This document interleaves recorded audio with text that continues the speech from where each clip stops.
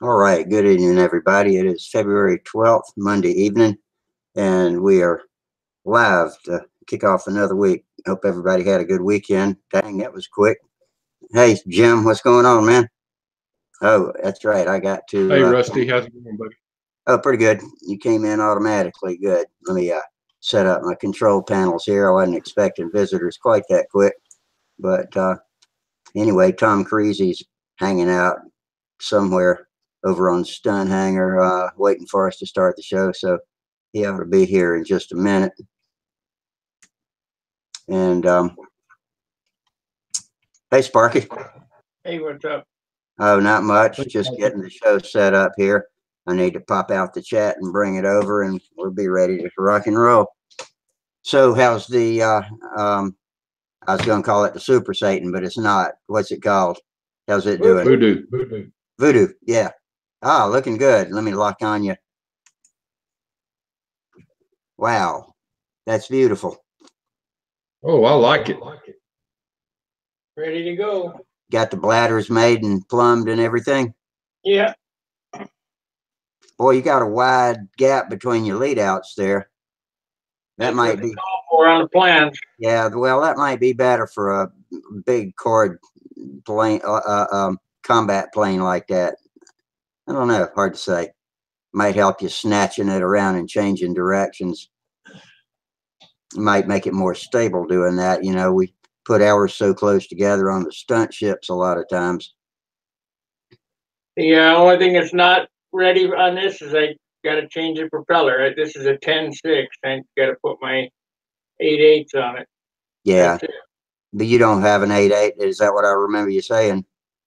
Yeah, I got them, but they're not here. They're in Ohio. All right, well, good. So now you got to build that other one so you can get a stunt buddy out there and see if you can chop some streamers. I'm gonna start building that probably tonight. The other one. Oh, good. You gonna do that online too? Yeah, probably not. That's I mean, you already bored to death building one of them.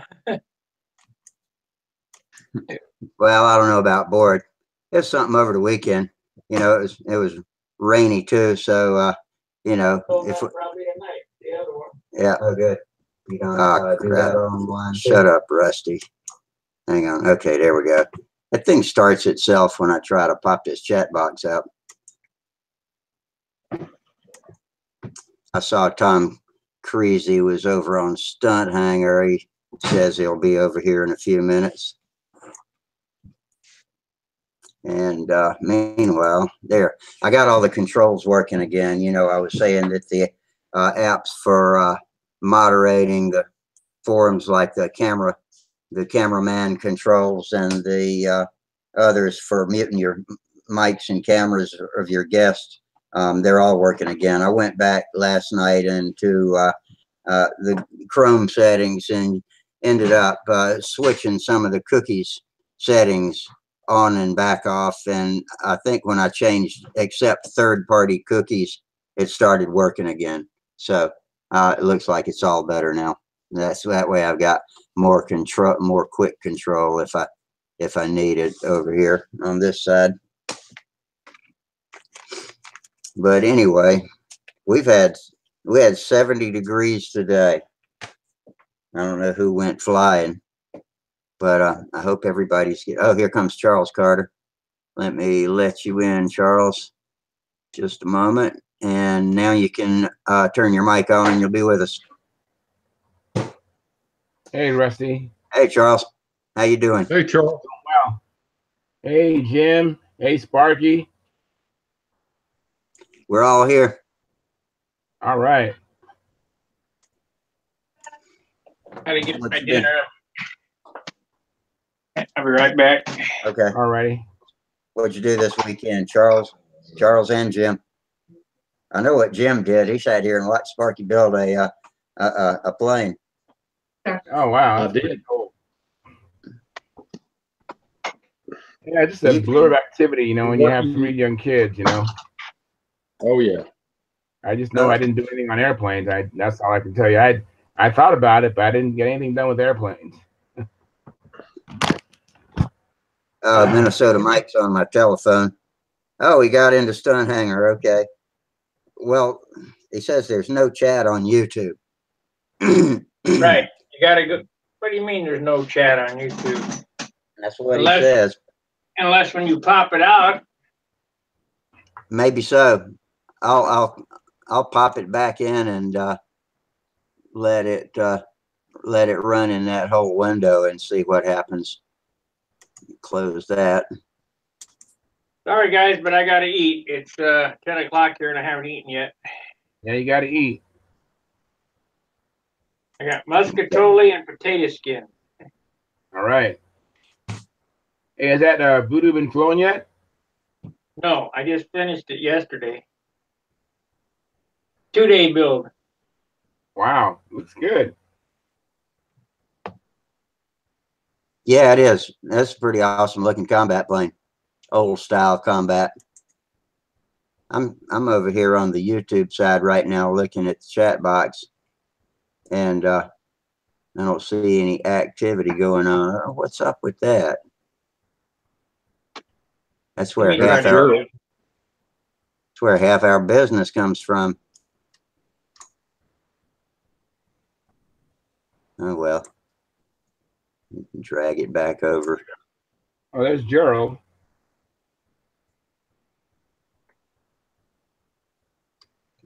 Oh, is Gerald here? Oh yeah. Yeah. Okay. Hang on and I'll let you in, Gerald. Sorry, I got my hands full. And come on, let Gerald in. My controls are sensitive.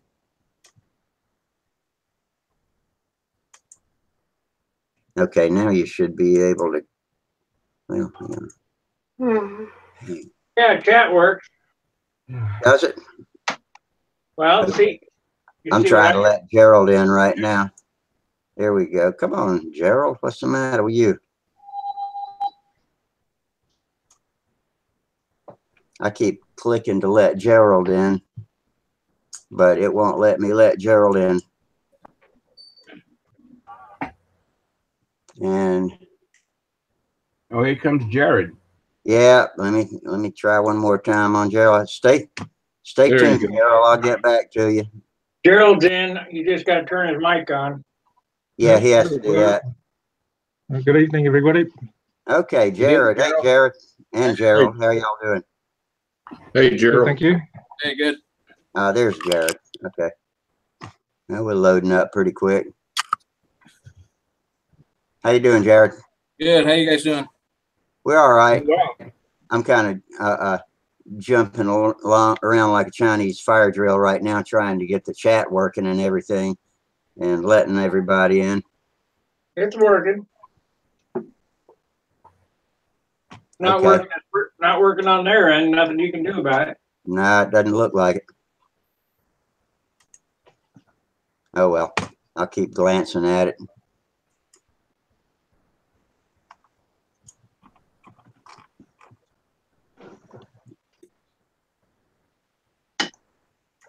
Okay, so somebody tell me what y'all did this weekend besides Sparky. We know what he did. He built a plane in one weekend. What's up, Jared? Oh, I just did stuff around the house. I got a bedroom in my basement that didn't have any heating vent in it, so it just gets ice cold. So I ran a new duct through the ceiling and dropping a vent into that bedroom to try to get a little more warmth in there. And then It sounds like work. Yep. So other than that, just watched that. It used to be called the Bush Clash, at Daytona, that 75 lap shootout. Yeah. So how about Olympics? Is anybody watching Olympics? No, not me. I usually like the Olympics. They only come on once every couple of years, so it's something different anyway. But I like the Olympics too. I just haven't watched it. Yeah. I got a question for Jim. Jim. Yes, sir. You sent me 2 needle valves. I tried to bend the one that's, you know, shorten up the one and bend it, that's the one that was in the motor, but it broke. Is there a trick to bending those? Sir? Is there a trick to shortening those up? Yep. Yeah. I sent you an extra one. Yeah, I got it in there now. What's the trick, Gerald? You have to heat them up till they're cherry red before they'll bend. Put a little Otherwise micro they just shear off. Yeah. Yeah, I've had to do it before with my Super Tigers, especially for a combat motor. Or I chop them off and solder a screw or a nut, solder a nut to the top. Yeah, I've done Or that too. a wheel collar. I've put a wheel collar on top of them before too. Just cut them short so they can't get bent when it comes in on that stem. Well, I'll take it first, heat it up with a torch and bend it there. Yeah. Yeah, just go I've slow. never actually bent one, so. I have. You just go slow when you bend it. Hi, Tom. Hello, guys. Hey, Tom. All right, Hi, Tom. I saw you were hanging out on Stunthangar over there. Oh yeah, I've been at it since about 1 o'clock. Hello, Gerald. Hey, what's up? Gerald. What's up? Tom. How was you guys this weekend? Not long enough. Yeah. Well, I got some work done in the shop yesterday. After I was in here watching Sparky work on the Voodoo, I went outside for a couple of hours and fiddled around with the Cardinal. Got the hose board for the motor and the nose ring all put together.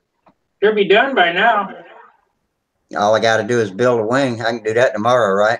Yeah. I'm Well, no Sparky when it comes to putting a wing together in a day. And I still have a horrible video feed. You do have a low, and where have you got your bandwidth at? Can you turn it up a little? I've turned it all the way down to very low, and it's basically I just have a picture of whoever's talking. It's like no video at all. Turn it up. That'll make it freeze even worse. Yeah, that's what he's trying to stop. Just try turning it up. Yeah, I've been messing with it. It doesn't get any better. It must be the bandwidth low on your side tonight. And yeah, I know. Months ago when I'd get on, it was almost pretty much perfect video, but now it's just really choppy. There's 7 of us. That might make some difference. But Jared's been on here before when we had a full house. I just turned my bandwidth up all the way. All you can do is try. Yeah, I put it on automatic right now, but it's probably with your cable provider, Jared. Most likely. Yeah. They didn't pay Certain times of day. What'd you say? Oh, certain times of day. Sorry. What's going on, Gerald? For me, I flew on the weekend at Mercer, and I flew F2B stunt, and I flew scale with my son Otto. He flew scale as well. He nearly beat me with scale, but wow. He's quite a good pilot now. He really knows his stuff well. He does everything well, but his plane let him down in the end. Otherwise, he would have probably taken out the top prize in scale. Even though it's just a scale profile model, he really did his stuff well. He coped really well with the adverse conditions. It was pouring with rain most of the time, and we were just flying between rainstorms. Middletown Modelers. Al Ferraro, how you doing, buddy? Good. How's it going? How you Good. doing? We're just getting cranked up here. How's everything up in New Jersey? Yeah, good. Kind of wet. Yeah, we've been kind of wet down here, but we got 70 degrees to go along with it, so I'm not complaining. Nah, that's not the case here. Yeah. Yeah, I woke up this morning and I had -1. Wow. -1, yeah. And then by 8 o'clock, it warmed up to 3. Damn. That's colder than it is over in Korea, where they're skiing and snowboarding. Mm. We've got a tropical cyclone going through here still. Got another gold in the water pipe, or what's it called? The pipe. That 17-year-old girl won the gold. Really? American, you're talking about? Yep. In the half pipe? Yeah, I hadn't watched any half pipe. I've seen that free. I don't know what it's called. Right? What'd you say, Charles? I didn't say anything. Right? That was Sparky. I still didn't hear what you said. You smoked the pipe, didn't you? I've smoked a pipe. I've never done a half pipe either.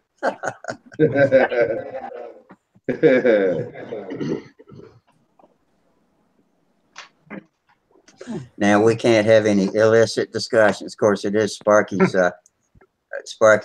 show. So No, you started. yeah, I did. Sorry, half pipe comments. Hey, Sparky, are you going to be at the isolated contest? Try. I plan on coming down. I won't be. Oh, you won't be? No. Okay.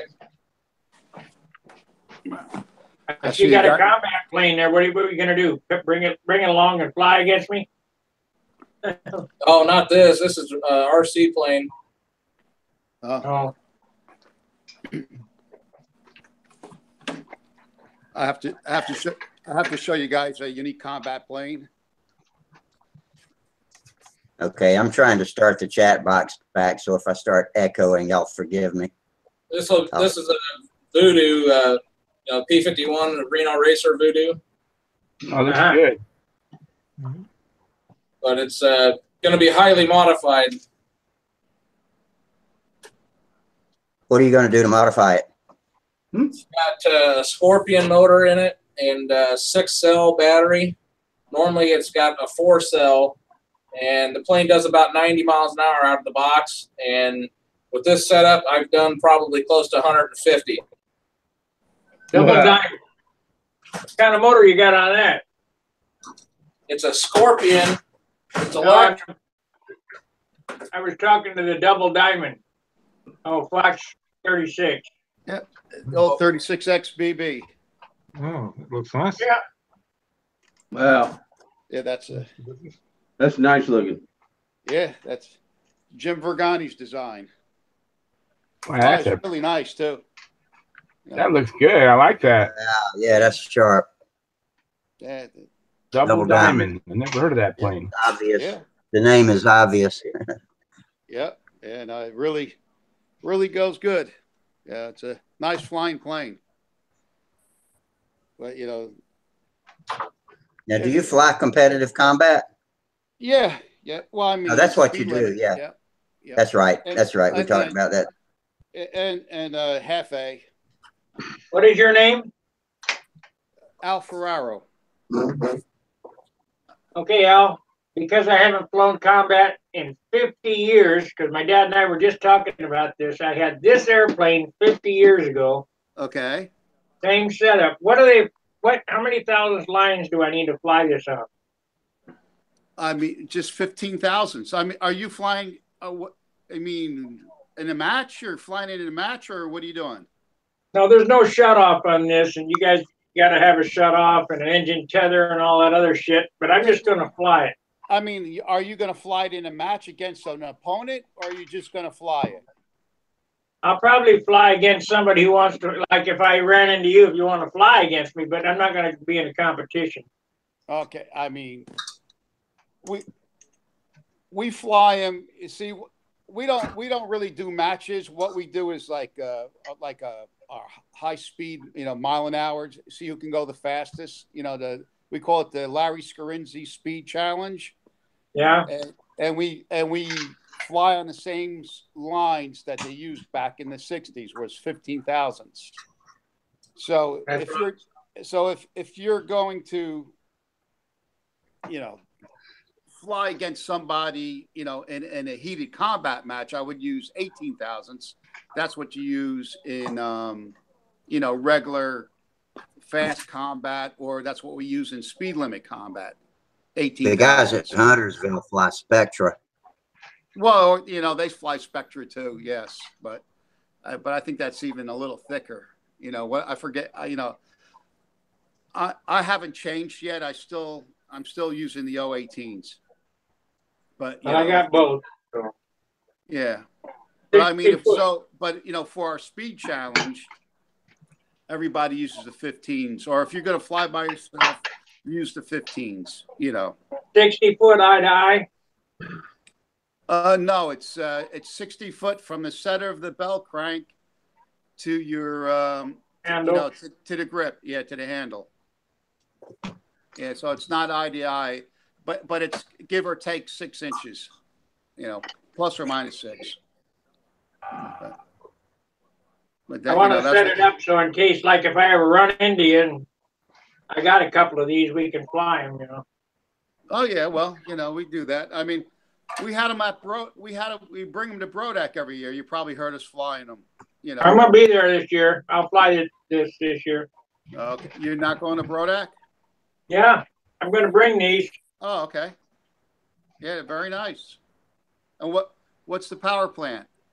G2135. Okay, Tiger. Yeah. And then what do you use? What are you using for fuel system? Bit pacifier. Okay. You have a pod on that? Yeah, there's a lump on it. See it? You gotta. Okay. Yep. Okay. So you're going to use a baby pacifier? Yep. Okay. Yeah, because they were asking a lot of questions about it, so I posted on the forum, what I used. Yeah, I asked in old time combat, nostalgia combat, and you answered me. So I went to Walmart and found those Gerber baby pacifiers, and that's just exactly what I used to use. Right. Yeah. Pull off the end and throw the plastic away. Yeah. They make funny shaped pacifiers nowadays. Yeah. Now the easy way, it's a pain in the neck to get that end out of there. So what you do is the part that goes up against the baby's lips, you put that in a vise, and then just warm it up a little bit, with the heat, your heat gun, and then just take a big screwdriver and put it through the ring and just pull it out, and it'll pop right out. I started by trying to cut them out. Oh, what a nightmare, because you can't cut that stuff. And but if you just heat it up with a little bit with a heat gun, put that the flat part in a vise, and then around the ring, just get a big screwdriver and put it and pry it against the vise and pull it out, and it'll come right out. And then, the rest is easy. You got your hand over your camera? Oh, yep. Yeah. Yeah. I got to have an iPad, and I still can't break the habit of holding that, the habit of holding the camera, locating where it is. A lot of times I put a finger in front of the lens when I'm trying to film a flight. Yeah. No, it's right on the left-hand side, so it's How many airplanes, when you go to Brodak, combat planes, do you bring? Well, I mean, for speed limit, I bring 3. I mean, there's, so if you crash 2, basically, I mean, you crash 2, you're basically done anyway in the contest. But, I bring, for speed limit, I bring 3. So this would fly on speed limit if I put a different propeller on it, right? Yeah. I mean, you have to get it 7.2 for 2 laps. So if I put a 10.4 on it. Yeah. Then you would have to use 018s. If you wanted to fly it in the, with, filling the guys. Are you saying that 75-mile-an-hour combat, that's actually slow combat. We used to fly ringmasters, Yak 9, shoestrings. Right. And we used the Fox 36X BBs on them. Yeah, we used to do that with ringmasters too. We used to put a 36X BB on a ringmaster. Yeah. And then fly. Al, are you saying y'all? Al, are you saying y'all change line thickness with engine size? No, it's just, I mean, for the rules, they require 018 lines. Okay. To fly at Brodak, at the contest. I see. And if you fly fast combat, it's AMA rules is 018, but anything over, I think it's like, anything over 75 miles an hour, you need a shut off. So, they limit that. That's, they call it super slow combat. And, that prevents you, so you don't have to use a shut off. Were you the one that's saying something about it? It's easily to modify this plane for the new shut off? No, that wasn't me. I think that was Paul Smith. I just read that tonight too about the magnetic shut off. Yeah, I don't know nothing about it. I was going to, Paul, if you're watching, bring it. That's news to me. I mean, I know that the guys that fly, F2D is the FAI combat, the 15, and they fly that like on 52-foot lines. And that's a mandatory shut off. And they have, the one of the best pilots, that goes around to all the contests and even, the worlds and stuff. And he has the electronic shut off. He has like a button in his handle, and he shuts his engine off with that. He has like a solenoid on the pacifier on the bladder in the plane. But it's Alex Krofnick's. This is my shut off. Yo. Yeah, right. Yeah, the ground. Yeah, I use that a lot too. Yeah. Or mid-airs, we do all that. Yeah. Been there, done all that. Yeah. We did have a Nelson fly away at Huntersville one time. On Mike Lonke's plane. I believe really? It was a Nelson. And then that was he was just flying that by himself, or he was in a match? He was in a match, but I didn't see it happen, and I'm not sure if the other guy was up when it happened. Or was didn't have a midair. It's not like they had a midair. It just went. They found it though. It was in the woods across the field. Now, was that a grudge match, or you guys fly fast combat there? No, just we fly speed limit and half A. Okay. But if he had a bit, you mean a big block Nelson or a Nelson 15? I don't know. Yeah. Because a big block Nelson had a pretty significant cable on it, but I don't know what size engine it was. Yeah, because a big block Nelson 36 combat engine, you wouldn't use that in speed limit. There's no way to tame that down. But it's probably a 15 then. How much faster are those Nelsons than the Super Tiger G21? Well,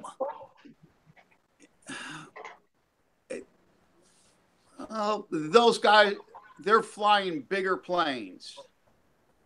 So, they're going about 115 miles an hour and, on a big wing plane. But,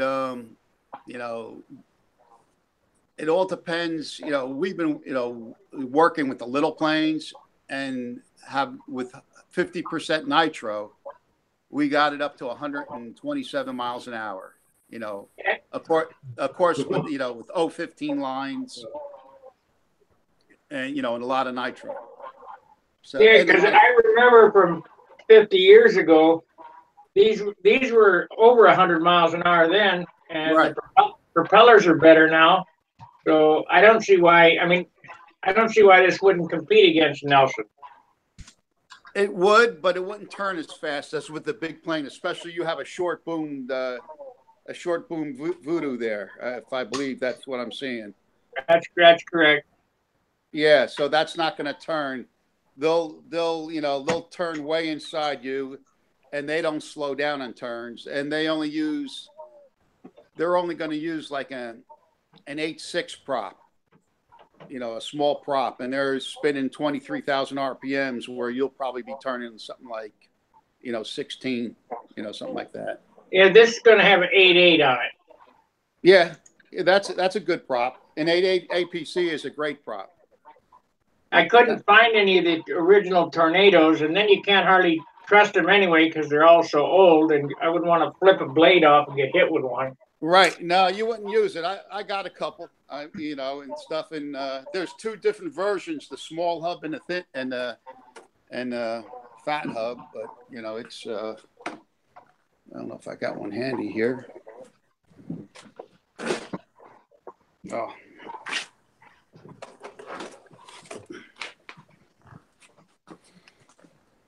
It's good to know Larry Scarinzi because he has like a stockpile of stuff. I know, Larry. Yeah, and, you know, well, I mean, you know, we fly with him and stuff, and he. But there's, I'll show you the two different. These are 8.8 tornadoes. You know, back from what you remember. Let me I switch my camera around. Here. Right, that's what I remember right there. Right. Yeah. So this is this. Yeah, sorry guys if I make you dizzy, but that's the skinny hubbed one, and then that's the fat hub one. Yeah, that's the one I remember, the fat hub. Yeah. So. Yeah, I mean, Larry just gave me that's. Like, where is the camera? This one is, you know, that's brand new, never been. But they said they were they used to boil them. That's brand new 40 years ago. Yeah, right. Well, that's new old stock. Yeah. That's an APC on that there. That's what you're running. Yep. 888. Yep. Yep. Yeah, that's a great prop, especially for that Tiger. You know, too. You know, that's you know, that'll work well on the Tiger. We found that to be the best prop, you know, for speed. You know, like, you know, with high nitro and stuff. That's that works really well. How this Voodoo project got started was last year. John Jordan and I were at Brodex, and he was looking at this double Voodoo kit. Mm-hmm. And the guy said, or John said, "How much you want for that?" And I think the guy said $75 or something. John said, "Nah, whatever." I said something to him. I said, "How much you take for it?" And he told me, and I said, "I'll take it." And so I've been sitting on that Voodoo kit for over a year, and Jim just happened to say, "Well, I'll send you a motor." Mm-hmm. So I got the kit, so and so now I'm gonna. I always wanted one of these because it's nostalgia from 50 years ago. Oh yeah. And that when everybody's putting their planes away because the wind is blowing 500 miles an hour, I can take this out and fly it. Oh yeah. No, that's. I mean, we're always flying. I mean, I'm starting to fly stunt now, and all the stunt pilots are going home. Even with my stunt plane, I'm saying like, why are they not flying? Let's fly. What's you know, 15 miles an hour winds. Who cares? You know, it's we're used to it. You know. Hell, we flew stunt last May in Huntersville in 24, 25 mile an hour winds. Sparky was there, weren't you, Sparky? Yeah. I flew. I didn't back out. Yeah, I bought a F2D Combat and a 415. Gosh, I can't remember the guy who was selling the 415, but he's on Facebook. But got the airframe from Dave Fisher. Okay, yep, I know. I met Dave. Yes, yeah. And then it's a great engine. Yeah, and I put that 415 on it, and I do the same thing when it's getting too windy to do stunt. I'll drag that thing out and start flying the hell out of that. Yeah, no, it's a lot of fun. Well, I ended up with 2 motor offset washers and a 1/4 ounce of tip weight. Even though it said I didn't have to do that, I just didn't feel like I could go without it. What do you think? You don't need no engine offset. You know, I mean, you know, whatever. You know, I just bolt them up, and that's good. As long as the engine's not pointing in, you know, you built it straight. It's going that fast, you're not going to have any trouble. You know. How about the tip weight? And how much did you put on here? 1/4 ounce. A 1/4 ounce, yeah. I mean, usually about a 1/2 ounce, but that's Well, the plant said it doesn't need any. Yeah. Yeah. Well, that's safe. That's what the inboard wing's bigger than the outboard wing. Yeah, 1 inch. Yeah. Well, you know, we always put a little bit in, so you'll soon find out. Used to roll up a tester's glue tube real tight and glue it into the wing tube. Uh-huh. And you use silk span? No, it's monocoat. Oh, you monocoat it. Okay. This was a speed build. Oh, okay. Looks nice. Wait. What did Sparky use? You got the cowl, you know. You didn't dope that, Sparky? What's that? You didn't dope that? No. Now, Sparky, you know Jim Vergani, right? I know you. I saw you talking to him at Brodak. Probably. Well, he had that profile stalker, his own design. More than likely, Okay, well, I mean, I was just trying to make the connection. That's who's designed the double diamond. But. I can't place the last name. Okay. I'm sure the face. I don't forget faces very often. He's an advanced flyer. But yeah, I'm just trying. But yeah, I have.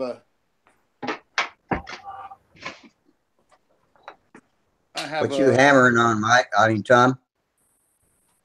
Oh, well, I was doping. Oh, that was the top of the can. I thought Yeah, you he's were talking hammering about on that everything. half pipe. So I thought, well, hell, I better do some doping. What is that? A voodoo with long booms? That's a long boom voodoo. How long should the booms be? Well, that's after the Nemesis came out. Everybody started putting long booms on their voodoo. You know. Well, how long are those? Oh, I'd have to.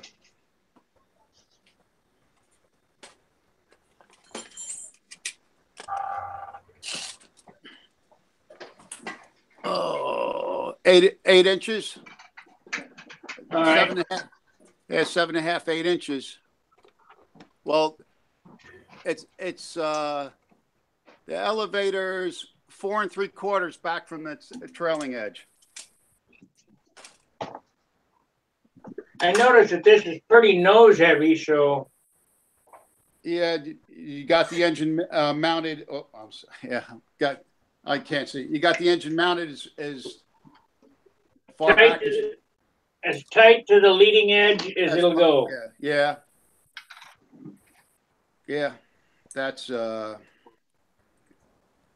mean, you have to fly it and find out. You just see how it turns. But that's the fix for the voodoo to make it competitive. I like the other one that I'll build with a long boom. Yeah, and then you can see Larry Scrinzi was way ahead of his time, and he set the engine on the Super Satan. He notched the leading edge. I was thinking about doing that on this. Yeah, he set the engine back, but that's the Satan. Pretty neat. I like that. Neat decal on it. Yeah. Super Satan. Yeah, the Super Satan. I used to fly the winders too. Yeah. I have one. I didn't I got my hand over my thumb. Yeah. I have one that my friend built that passed away. I flew it, and they fly nice, but and I have the same engine. I have a Tiger on that, and they, I heard stories of those folding the wings though, but never experienced it. Did you fly a winder, Sparky? I flew winders and voodoos, and I also made my own design diamond airfoil. Oh yeah. You ever see those? Yeah. The fox feather was a diamond airfoil. But that. Yeah. Of course, I flew toilet seats too, but nobody believes it. See, that's a winder. My friend built that. He passed away, John Ross. All right. You got a wiffle ball on this for the bladder? Well, say that again. You got a wiffle ball for the bladder? Oh, that's the in the winder is a Vienna sausage can. Oh, wow. I was looking to see if they still made legs pantyhose. They used to come in an egg, and that egg was perfect for a bladder compartment. Yeah, my voodoo had a Lego egg in it, Sparky. Yeah. Matter of fact, it's downstairs. But the egg is gone. The hole is still there, but it had an egg in there. Lego egg. That's the sausage can. Oh, that's and what cool. they do is, you just put open up the can and you just put balsa wood in the one side and the whole, Yeah, that's interesting. Yeah, that looks pretty cool. Yeah, looks pretty cool. I like the ribbed look to it too. Yeah. Yeah, no, that works out. That works out really good. That's a quick fix. And the Satan or in the Super Swoop, this is a built-up one. That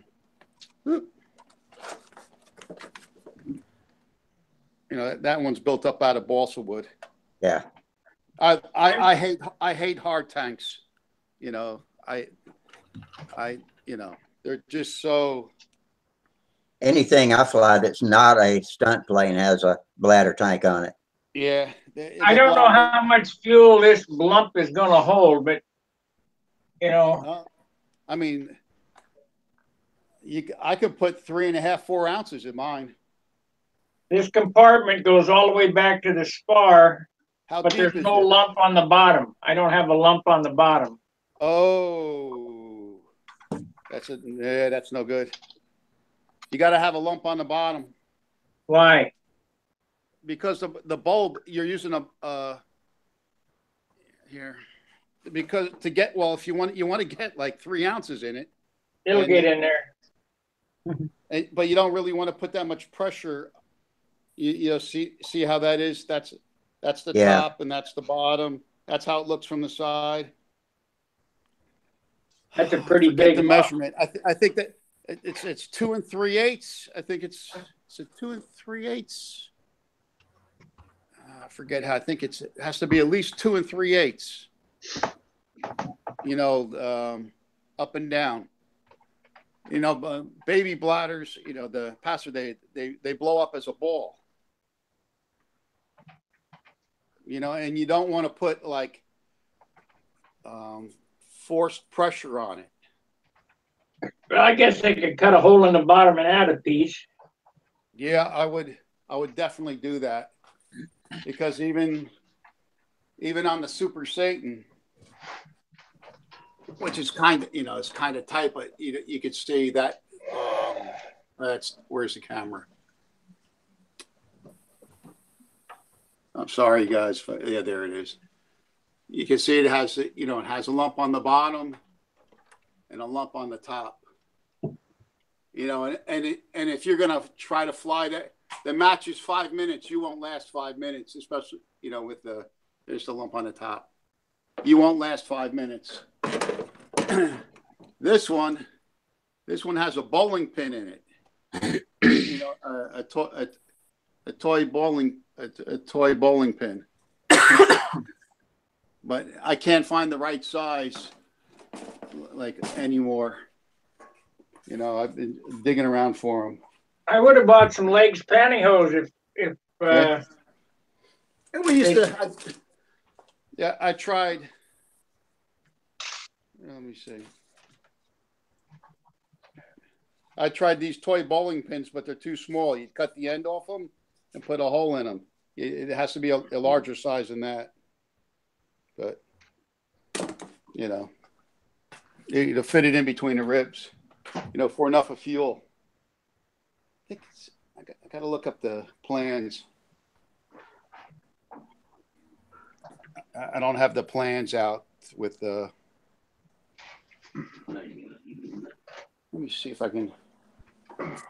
Well, I guess I might as well cut this open and Yeah. Well, let me see if I can give you. I got my hand on the camera. Let me see if I can measure that for you. Give you some kind of.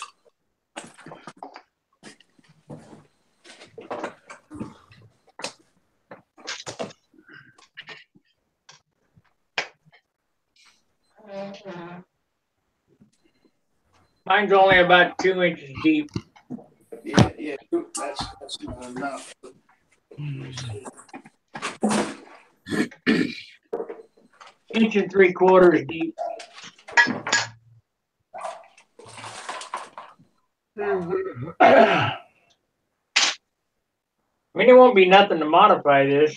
Yeah, no, you want it like 2 3/8 deep. I mean, I can. Yeah, 2 3/8 deep. Let me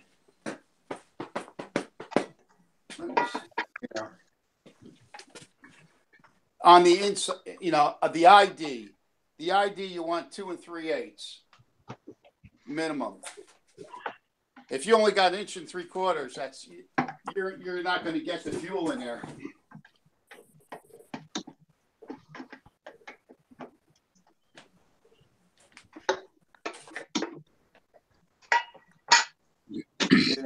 We got a break. I just want to apologize. I see we got some viewers out there, but the YouTube's chat box is not working tonight unless it's happening and I just can't see it from here.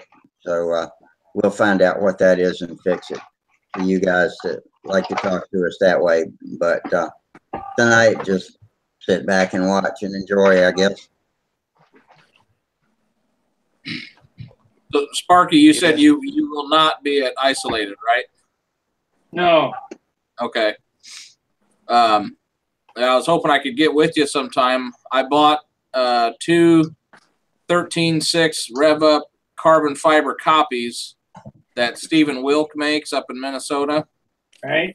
I was going to have you try one and see if you thought it was comparable to the wood 13.6 Rev Ups that you run. I tried one.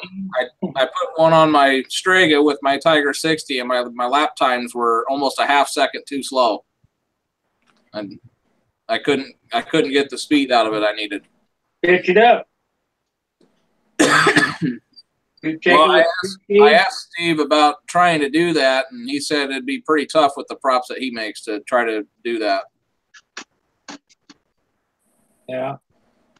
But anyways, I was gonna bring one along and have you try it and just see what you thought of it. See if it was slow to you too, or if it was about the same. And I've actually been experimenting with props again, and there's a guy on Facebook.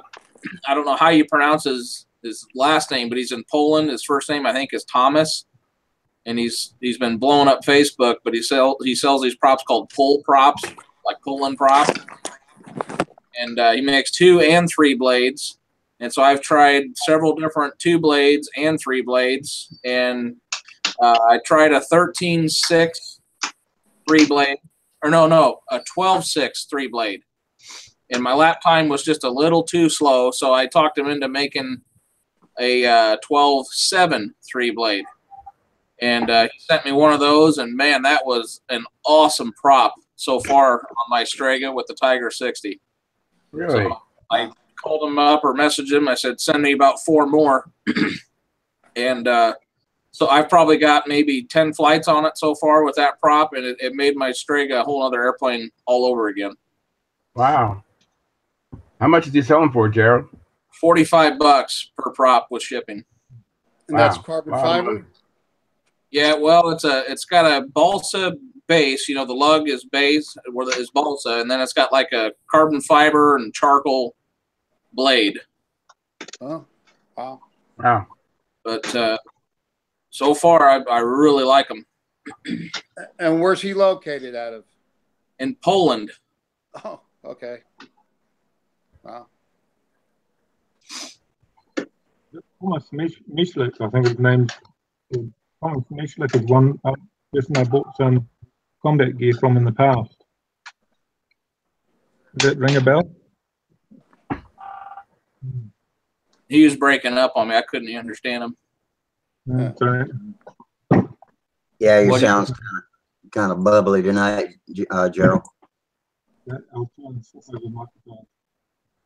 So you're not with a 7-inch pitch. You're not spinning that engine too fast, then I assume. No, actually, it's when I ran the 12.6, I was having to lean the motor out as much as I could, and I still quite wasn't getting there. But so that's why I talked him into making me a 12.7.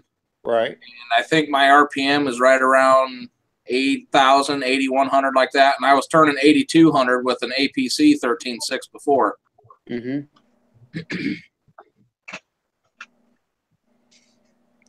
Yeah, I don't have any experience with engines that size, but you know, just from what with a 7-inch pitch, I know, you know, you can't be turning that engine that fast, you know. But Yeah. usually, 8,500, 90, 8,700. yeah.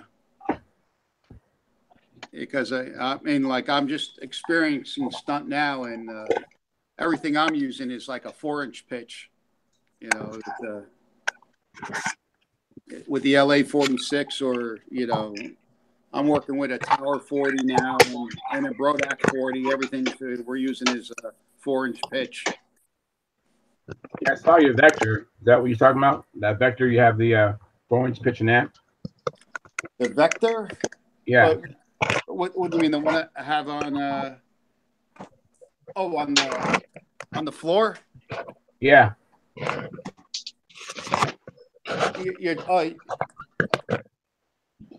Yeah,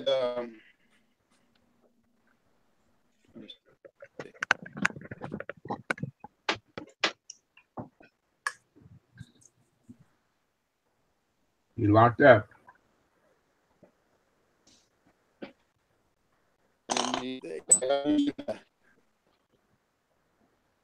that it's Am I sounding any better now? Thomas Yeah, a Mischler. whole lot better now. Yeah, you sound a lot better. Don't look any It's better, a- but you sound okay. 5x4. He always looks like a mad scientist. Yeah. Oh, got to be different if you're an Excuse me? aeromodeler. Yeah. Yeah, the name was Thomas Mischler, if I remember rightly, that I bought control line combat gear from in the past. Our club organised buying batches of gear. Let me look it up real quick and I'll find out. Yeah, he specialised in making handmade props and things, but a lot of that stuff is expensive. But if you want the specialist gear, you've just got to pay. There's no two ways about it.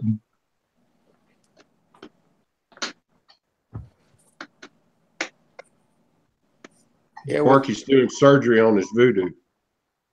Yeah. you're Abandoned the bladder compartment.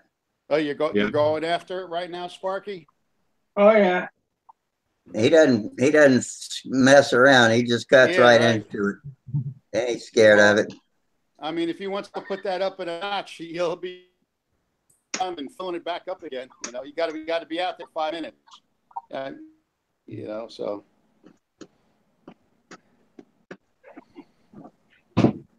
And then if he wants to run it all out, I mean, you know, if he could only get 2 ounces in 2 minutes, you know, by the time he gets to the handle, he'll go around 3 laps and he'll shut off. You know? Are there a lot of people flying the traditional 35 or 36 size combat models in the States still, or has there been a move mainly to smaller models now for combat? Well, we sort of, all the guys are like reliving their childhood, and we have a meet that's the vintage combat meet, and everybody brings their, you know, favorite combat plane out, and we just fly them. And then we have a contest we have a trophy for who can, you know, go the fastest, you know. So everybody brings their high nitro out and you know, Well, that's a lot of fun without busting up all of your planes too. Exactly right, because guys are building these on a different level. You know, when we were kids, we were just gluing them together. Everybody now is making them perfect. You know, like Yeah. they didn't look like that back in the 60s and 70s. I'll guarantee this model's a whole lot better than mine was 50 years ago. Yeah, yeah. So, Okay, can you know, you guys see my screen? I'm doing that screen share thing. Oh yeah. Here's that guy's name. His first name is probably Thomas. I don't know how you pronounce the last name. Jadzak. It looks like Thomas Jadzak. Yeah, different person to the That's one I the best guess I can come up with. Now he's making wheel covers and spinners. So there's the wheel covers. okay. Yep. One of the spinners in the background there. I like that spinner. Let me see if I can find. I'm sure he's got his props posted on here somewhere. Here we go. Here's a couple of them. That's a 12.63, something like that. Okay. Now, what is that? What site is that on? Is that like his Facebook or something? This is on his Facebook. That's how I found him, was on Facebook. Okay. And then here's a 13.6. Okay, and that's his name, Thomas Jadzak. Jadzak, something like that. That's a beautiful prop. Yeah, nice. Yeah, I'm only getting like a flash, like it's only up like a half a second, and then it pops away. Okay, yeah, that's real nice stuff. Yeah, it's Click probably on because I his picture at the bottom if you want it to stay on your screen. Yeah. Yeah. I meant to tell you that. You can click on his thumbnail and it'll lock on. Oh, there it goes. Okay, yep. Yeah, and just click on it again when you want it to unlock. Okay. Yeah. So I'll cycle through some of these here so you can kind of see them. So that's the 12.6 3 blades and 2 blades. And then that's looks like 11.5 by 6. More 12.6s. 12.5. And see, I'm going to order one of those. I'm going to try that on another motor I have. Now, does he finish them for you, or do you have to do the finish? They look just like that when you get them. They're perfect, ready to go. Oh, the D-flash and everything. That's great. About $45 though. Yeah, they're $45 a prop. Oh, isn't that the going rate? No, just don't want to break them, that's all. No clipping the grass. Yeah, I'll stick with my $2.99 APC.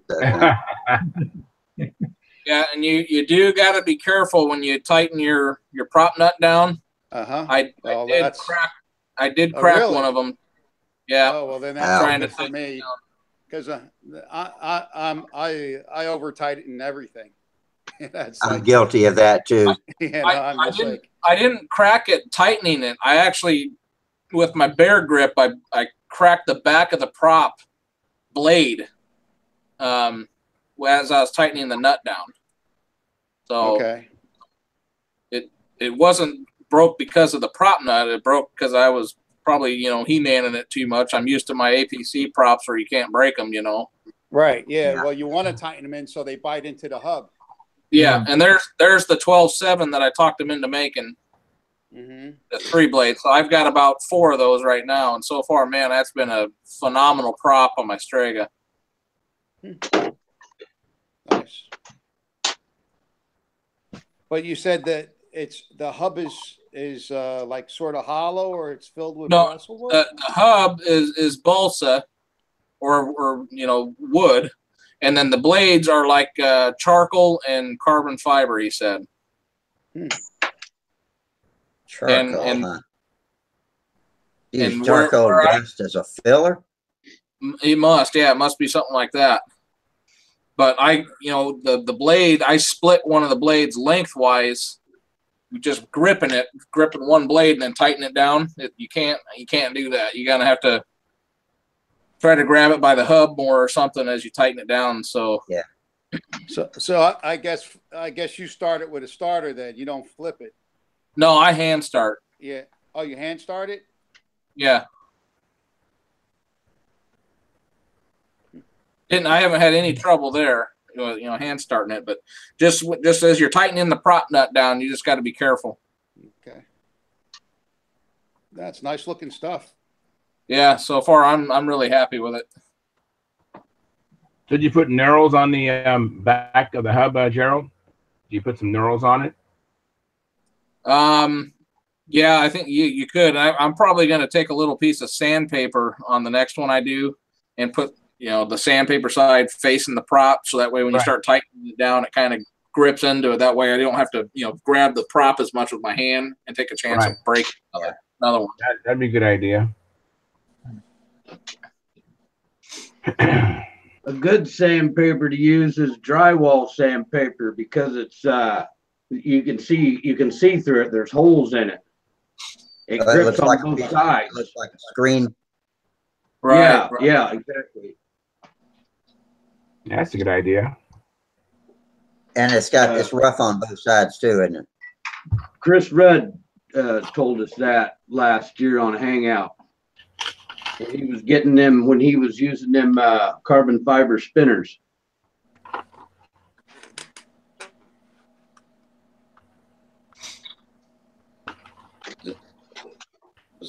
So what do you use for glow plugs in your Tiger? I've always used the Fox RC long.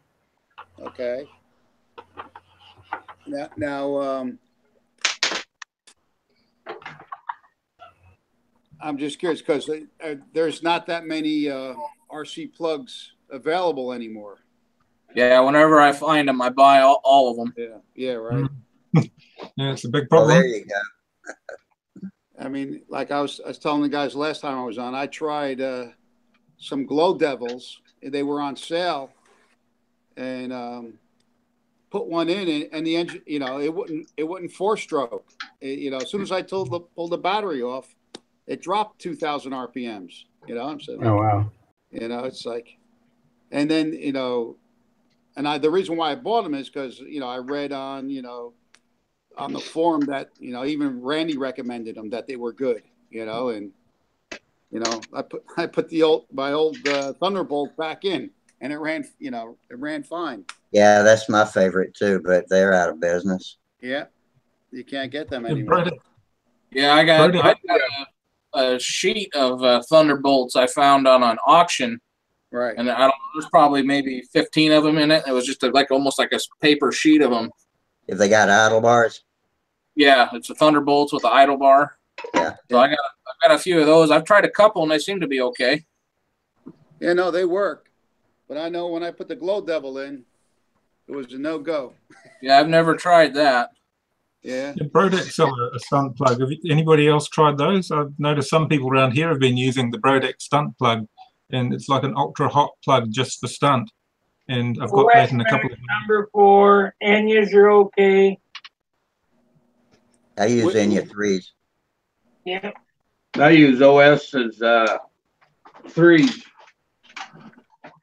OS Yeah. 3s. The guy I fly with, he uses the Merlin plugs.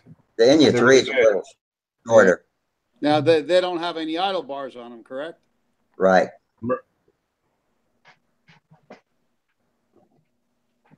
Yeah, we have 2 hobby shops here in Omaha, and they're both Hobby Town, USA.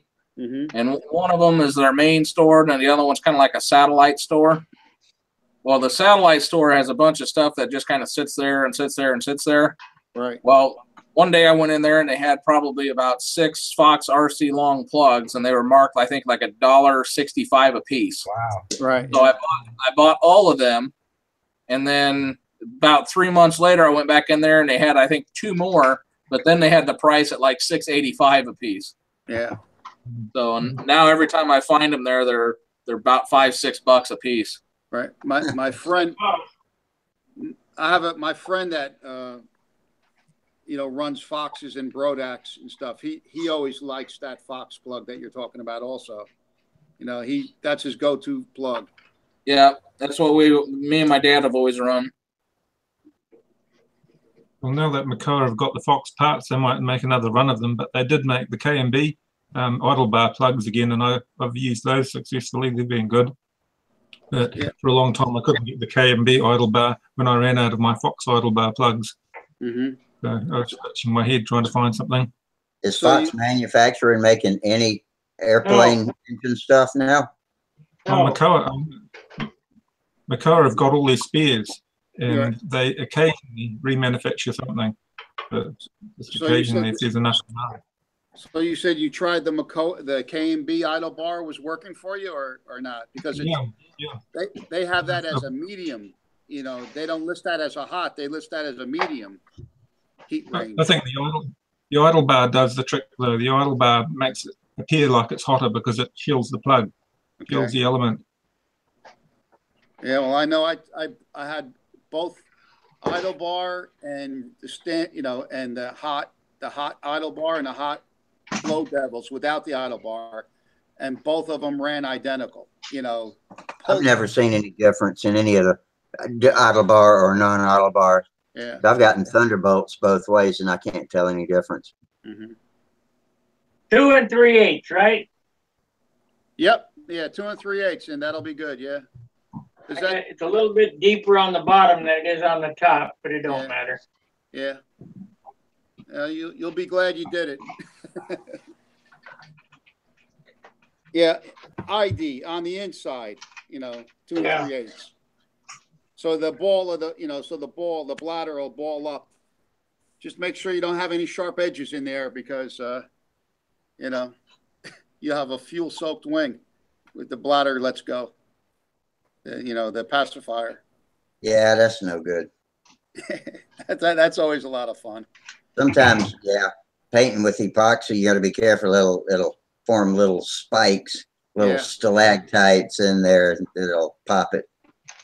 Mm-hmm. Yeah, I just epoxy it. Yeah, well, that was quick. What? I said you had your pot all set up already? I'm working on it right now. Oh, I got you. I see. Yeah, yeah. You got like the ribs in. Yeah, yeah. It looks nice. And then this way, that'll protect your fuel a little bit when you bring it in for a landing. You know, you won't get the engine won't get all full of mud. What I would do too, Sparky, is get something like clear duct tape and put it on the bottom of that pod because that's going to see a lot. That's going to hit the ground first. So that won't matter. It's going to be fiberglass, epoxy. Okay. Well, I'm just saying if you just had you know, just light monocoat on there or something, that'll come right off. No, well, there's no monocoat there. It's epoxy. Mm-hmm. Yeah, because on my Satan I have a silk span there, and you know it started to, you know, scratch it up a little bit. So you know I put like fast cal on it, clear fast cal, and that cured it.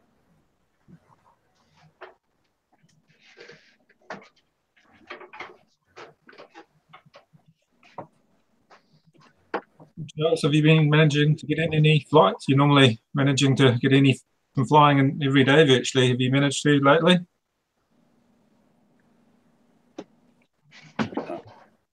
Who you talking to, Gerald? Sorry, I'm just checking with Charles if he's been managing to get in any. Yeah, I flew about 6 times Friday. Mm-hmm. Yeah, it was a beautiful day out here in California Friday. It was like stunt heaven. Oh, really? Yeah. I flew Saturday. Yeah. I flew Saturday. It was 43 degrees and raining. But there was no sun. You know, you didn't have to worry about the sun. That is one thing that's good. I always hope for a little overcast, especially when we're having contests. You see, I won a chief at the raffle at the Garden State Circle Burners swap meet. Right. And I won a chief, and so I've been working on. It has a Tower 40 in it, and I've been working on that, trying to get it, you know, running, you know, getting a stunt run on it and getting it trimmed out where you know it'll fly nice. And is that a Vico?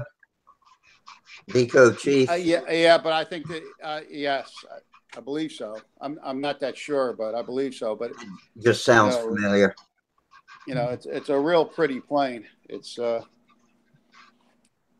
but the Tower 40 was, you know, it was giving me, it was very, very, I don't like to run too. I like, you know, I like it switching back and forth. And, you know, so you know, I've been working on it, and finally it got it running pretty good. We've got a VK Chief on the wall behind me up there with a Fox 40 on it. It's got the, oh, it's my wife's model actually, but she's got a Fox 40 lightweight, and it seems a nice motor. It matches it well. Plenty of power. Yeah, Fox 40 is a nice motor. Yeah, so that's the. Let me click on you. That's the Chief. Oh, it's a built. It's already built. Oh, okay. Yeah. But yeah, it was a raffle. You know. Oh, I thought So you it's already got a built. kit. I was thinking you've got a kit, but you actually got a built plane. Very cool. Got some Disney pilots. Yeah. So you have Mickey and Mickey and what's the girl's name? Minnie Mouse. Yeah, Mickey and Minnie. Very cool. My kids would love that. Yeah. I added them. You know. The guy did a great job, and I was running a header on it, you know, because you can't get tube mufflers anymore. But you see, you know, because Randy doesn't have them, and you know, Stupid Stunt don't have them. So you see that that's the OS 40 muffler,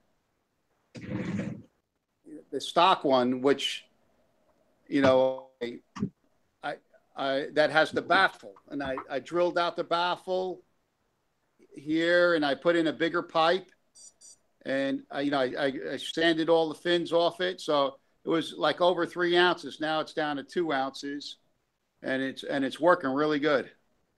Oh, very good.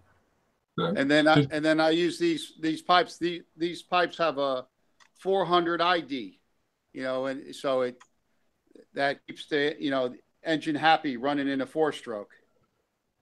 You know, it doesn't load up with all the fuel. Yeah, that's so that's so I had a good outing Sunday. It was, you know, I was heading in the right direction, you know. Because what kind of finish is that? Is that that Monaco or paint? Dope. No, it's dope. Yeah, oh, it's dope. You know, silk span and dope. Yeah, no, the guy did a great job. I mean, it's beautiful.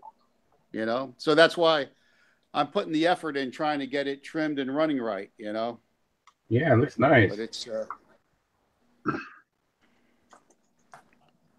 The only thing I heard with the Vico Chief is that they say the wing's not terribly strong, that sometimes the spars give out under load. That was the only thing that worried me. They'll put in basswood spars or small spars to beef up that centre section, but my wife's one hasn't been dinged, so I don't really know. It's only really just done the flying, but it hasn't done the crashing bit. Right. Is anyone familiar with the OS 40 VF engine on a tube pipe? I fly a couple of them. So this is what I was using for an exhaust before, and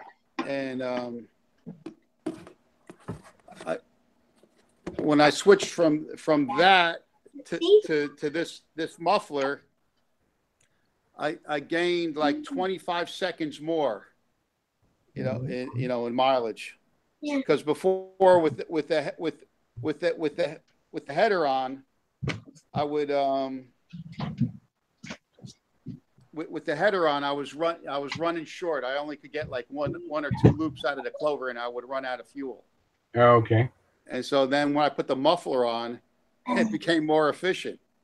And you know, and I did it the same day. I didn't even touch the needle. I just did. I took the header off and put the muffler on, and you know, the thing ran for 20 seconds, 25 seconds longer. You know, I had my friend timing it with a stopwatch. So what kind of elbow is that, Al? That rubber elbow? Where'd you get that? Tower Hobby. It's an associated part for cars. Let me see. I'll show you. It can, you know, that keeps a lot of, keeps a lot of fuel off the wing. You know. Oh yeah. But usually the ones I've seen, they create so much back pressure, I end up trimming them off. I usually use tongue mufflers on my OS 40s. Yeah, that's what it is. Oh, okay. So, you know, it's a, yeah, no, they're, that's why I use a 400 ID hole on the pipe. And you put that in there, and, you know, going in and going out. And, you know, it doesn't, you know, it doesn't create any problems.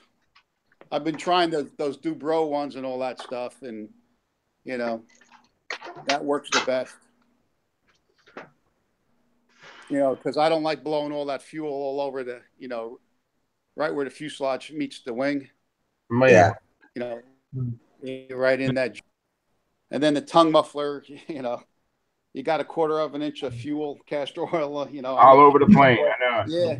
It's like, you know, this way, you know, it's not quite like electric, but it's, you know, pretty close. Yeah, just you know, it's a real easy cleanup. You know, I don't have to touch the plane all day. You know, 4 or 5 flights, I don't have to wipe it down. Just, oh, that's pretty cool. cool. Just at the end of the day, I can, you know, clean it up. I'm gonna do that. That's pretty good. Yeah. Right now, my stringer has a rear exhaust, so it just pretty much just one paper towel cleans the bottom of the plane, and it's all done. Right. Oh, you got the pipe on the bottom? It's a rear exhaust. Oh, okay. Is it a like the whole tuned carbon fiber pipe thing, or? No, it's aluminum. It's a Stalker 81. Oh, okay. That's a big motor. Okay, yeah. Yeah. Wow. So you're flying on long lines, I assume. Yeah, islet to islet, 66 feet. How many feet? 66 feet. Wow. Okay. Yeah. Okay. Hang on, let me take this call 1 second. Okay.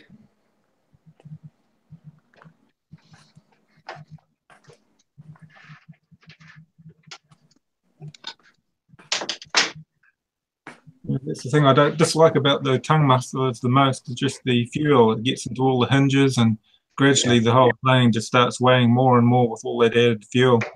And Yeah. like I say, they do make a mess. Yeah, it's burning a lot of oil. Yeah. Tempted to make a bigger stunter. I've been flying that electric model with the brushless motor on it, and it's been a lot of fun just because you can do the pattern quite easily with this little electric stunter. And I thought, well, I've got a bigger brushless motor there. I'll make another model just for practicing, and I can take it out to the field. And if I use a RC controller, I can launch it myself. It's very straightforward to clean up and take away. You just wipe the dust off it, all the dirt off it, and getting a few flights very quickly. That way, if I do a bit more practice with electric, I might not always come last and F2B pattern. I just need to get more practice on after so many years not flying competitively. How many? Oh, I was competitive back in the 80s. I entered into, I was active probably until about 1990 and stopped flying competitively, started doing scale and too much RC and RC helicopters, all the other rubbish.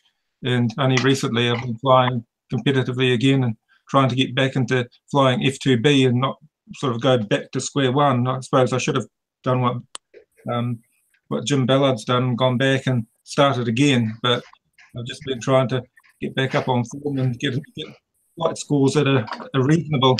The last contest on Saturday, the judge said I'd improved a lot just with extra practice. But trying to get up to speed with everybody else is a hard job, and I just need some more practice models I can fly on my own. Mm-hmm. But yeah, electric seems to hold so many advantages. All our top flyers are all flying electric, and me and my Fox motors, I've disadvantaged myself a lot by not using conventional motors. I've got a couple of Super Tiger 60s. I should be using those in preference to my Fox Eagles and Hawks, but I like the old Fox motors. But I think it's only Wally that sometimes comes in that likes his Fox motors for stunt. Apart from the 40, 35 ones, nobody uses the bigger Fox engines. We hadn't seen old Wally in a long time. Yeah. Yeah, around here, most of the guys use the Fox 35. There's not too many guys using anything bigger than that in Fox. I had a Fox 40. I guess it was a Fox 40 Deluxe I was using for a while, and moved away from that. The Brodak 40 and the LAs, we seem to have a real handle on those, and they run really good. And Fox 40's like using a Johnson. Yeah. Yeah, well, I've used a LA46 a couple of times, and I admit they're easy to tune, easy to use. They can sort of behave like a 25, or when you prop them and push them a bit harder, they can behave like a much bigger motor. It's like a whole lot of motors all in one. The LA46 is very tactical. Yeah, change your ventura. Yeah, and that's what I was flying on the weekend, my LA46, but I broke my undercarriage trying to pull them forward. I bent them forward, trying to get a better takeoff roll on grass, and I snapped them in the middle. And everything was a hand launch and a nose over at the end of it, and lost me a whole lot of points on all 3 flights that I did. But, frustrating, but that's where you've just got to be prepared and ready. Yeah, I have on mine. I set mine up with Gardner's the kit that he made, with the head and the ABC piston and liner and stuff, and that thing runs like a 60. It just runs around, 4-stroking, and just brakes at the top of the loops, or at the top when you're at the top of the circle. I posted a video of it running on Stunthangar in the tip section, but it runs really, really nice and consistent, and and all on 5 ounces of fuel. Uses 5 ounces of fuel. Yeah, because my big hawk was wanting to consume about 7 ounces of fuel, and it's all more weight and more inconsistency. I know. Charles, how much fuel do you run in that you said you had, what, a 70 something or 80 something? 81, and I've increased the venturi size, but right now I'm running 6 ounces now. That's it? Really? Yeah, but when I first started out, I actually was running only like 4 ounces of fuel. Wow. I had a real small venturi. I was running a 4-stroke, and I actually could do the pattern on 3 3/4 ounces before. Okay. That's it. That's incredible. Yeah, that's so I increased the venturi size. I wanted to get, Wendy is a big proponent of an ounce per minute to get good lubrication. So I increased the venturi and changed the setup quite a bit, running longer lines, and now it's 6 ounces. Really? Yeah, I was in Arizona for a contest, and I only used 5.5 ounces out there. Yeah. Well, that's true. Here, in Jersey where I'm at, the engines tend to be fuel hungry, because I know when here, like on my LA 40, I got 4.5 ounces, and I need every bit of that to do the pattern. And then when I went out to Brodak, I had to pull 3/4 of an ounce out of the tank from not running over. Yeah. I was still running 7.5 minutes with 3/4 of an ounce. Under 4 ounces, 3/4 ounces. So.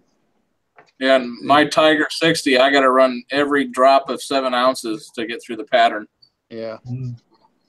Yeah, it's pretty typical. That first year I came down to North Carolina and flew down there when it was Sunday. There was actually frost on the ground. It was pretty cool. I ran out of fuel both flights in the 4-leaf clover. Oh. Wow. A full tank. All the places to be almost finished with the pattern and run out. It's like Sparky did at Triple Tree. He ran out in the clover. Yeah, well, but he completed it and got 2 laps whipping it and landed. Right. Yeah. I saw the video. That's a pretty good video. Yeah. I've been doing that. But yeah, that's That's here where I'm at. You know, the engines use a lot of fuel. I think in my LA, I generally take at least 4.5 ounces to get through the pattern. Mm-hmm. And that's in mild, 50, 60 degree weather. I'm gonna walk away for just a minute. I'll be right back.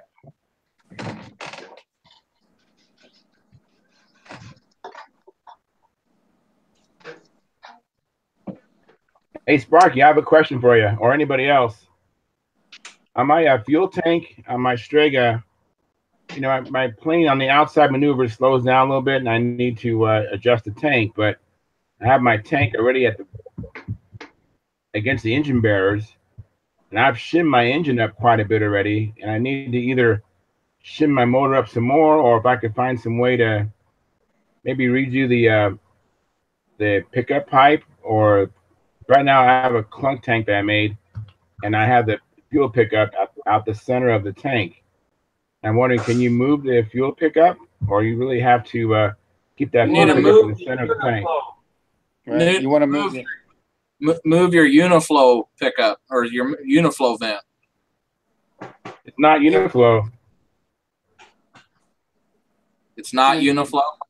It's not Uniflow. Oh, your pressure? Yeah, muffler pressure, but it's not Uniflow. So I have a clunk in this metal tank. I have an overflow vent, and I have a vent. That's it. It's not Uniflow. But where does the pressure, I mean, the line that the pressure goes into the tank, where's that end? Is that like submerged in the... See, how did I do that? What would be the... I believe that's the vent. I just have the muffler pressure going in the vent, but it's not Uniflow. Yeah, but where's it enter the fuel? I mean, where's it into the tank? Yeah. Is it tied to the... Is it a plastic tank, a clunk? You said it's a clunk? No, it's a metal tank. I made the tank. Oh. So the tube does not go all the way to the back of the tank, but next to the pickup. Correct. It does not. So it definitely. Where do you have it? Where do you have that ending? Is it Trying to remember. I just know where the fuel pickup is. Right. And then basically I think I have all pipes forward on my tank. Oh, you have the pipes forward. Pipes forward, and one's the fuel pickup, one's the vent, one's the overflow. Yeah, that's. Need to make it so that you can move the Uniflow around. Yeah, move the Uniflow or move the that your pressure line. Any way you can take the tank out? What, Tom? Can you take the tank out? Of course. Yeah, well, I'd take that tank out, throw it away, and get another one. I wouldn't throw it away. I have to make another one, Tom. Right, I would make another one. No, I'd actually put a Uniflow on it. Yeah. Speaking of tanks, that reminds me, Charles. I don't remember if I emailed you or not, but I need for you to send me your address so I can send you those tanks for the Norvell engines. All right. I thought I responded to your email. Maybe you did. I'll check. My memory. Sending you again. I appreciate it. Thank you for hooking me up. My memory's cluttered these days, so maybe you did. Yeah. And then if you make it a Uniflow, if you have the 1/8 line that's pointing into the wind, put the next size tubing down in it to restrict it. So that'll help it from changing, like going in and out of the headwind. Richening up into the wind. Yeah, I hate it when it does that. Yeah, so you have to. It's more of a pain to fill it, but it really works. It works wonders. See, that's why I went to muffler pressure, because I had that exact problem. Yeah, well, all you had to do going into the wind, and then it would lean out coming out of the wind. Well, all you had to do was put the next size tubing down in it, and that would have cured it. Okay. Here's a Uniflow tank that me and my dad made. Let me check it out. You lock Click on on that. my picture there. Oh, Yeah. I see it. Very You want nice. that Nice looking tube right tank. there. You can move that up and down, about half the width of that tube, and that will, fix that problem you're having. Oh, okay. So you actually move the part that's near the fuel pickup inside the tank. You move that up and down. Right. Okay. I didn't know if they were talking about. Down. So you just heat it up and resolder it, move it up just a little bit and resolder it. Okay. Yeah. Yeah, I like my engine run I have now, with it not being Uniflow. I mean, I hate to go to something when I have something that's working so good right now. I mean, I have the same engine run from start to finish. The only problem is that it's a little bit slower on outside, which is a problem when I do a vertical 8. Yeah, well, if it was a Uniflow, by moving that tube would solve that. Yeah, it seems like you've got no choice, Charles, but to try a different style of tank. Try the what Jared's saying, because I've tried one where I've had the movable clunk and just one vent going to the inboard side of the tank, and Right. it worked. The level was harder to get right, whereas by having the fixed pickup, I think it's easier to lock in that level easier, and having the fixed Uniflow. So maybe it's worth just trying making another tank up just to see if you can get an improvement. Otherwise, just go back and see if you can shimmy a bit more. But that's what I mean by, putting a smaller hole in the Uniflow that hits the airflow. Right. You put the next size tubing down, you only have a little hole. Yeah, I Now, see. that- Oh, you do. Yeah, I is that see. You've where got you fill it? Is that where you fill it? That's where I fill it too. Yep. The other thing you could do is just take a piece of fuel tubing with a smaller hole on it and stick over that tube sticking out. And that way you wouldn't have to do a whole new tube. Yeah. All right. Well, that. If you use the I smaller, just put a muffler pressure on it, but Put it over, Is this but it's. We're is this losing with your the audio. Uniflow tank you're doing this with? We're losing Al's audio. What? Yeah. When I walk in that part of the room, it's. What did you say? What was the question? Is this you do this with a Uniflow tank? Yes, with a Uniflow tank, because with the problem, because when I fly in the wind, so when you come into the headwind, it goes dead rich on you, and then you come out of the wind, and then it picks up. But, So, but that's on if my you're running muffler pressure, right? I have muffler pressure, and then I cap the other the tubing, tubing that I fill with. He's talking about not running muffler pressure and just having the pipe in the wind. And then I cap the other. Oh, okay. Hey, Eddie. Hey. Eddie Suter just joined us.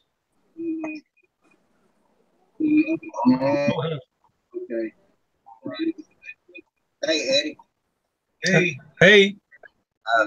You need to turn your YouTube off in the background, because we can hear it reverberating through. Hey, Jared, you going to Polk City? I should be there. Okay, I'll be there. I'm coming down for the isolated contest here in 2 weeks. St. Louis?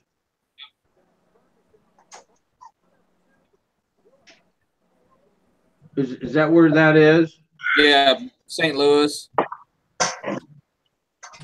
We got 9 people online now. Yeah, full house. Almost. I found out it doesn't count me, so we could actually hold one more. Or really, the limit's 12? 10. 10? Oh. There is something you can do to get 12, but you gotta pay for something. I don't remember what it is now, but and you can get a whole bunch more if you pay for it. If you're a business or something. Yeah. Normally a financial solution. I see you're missing Terry tonight. Yeah, we are. Yeah.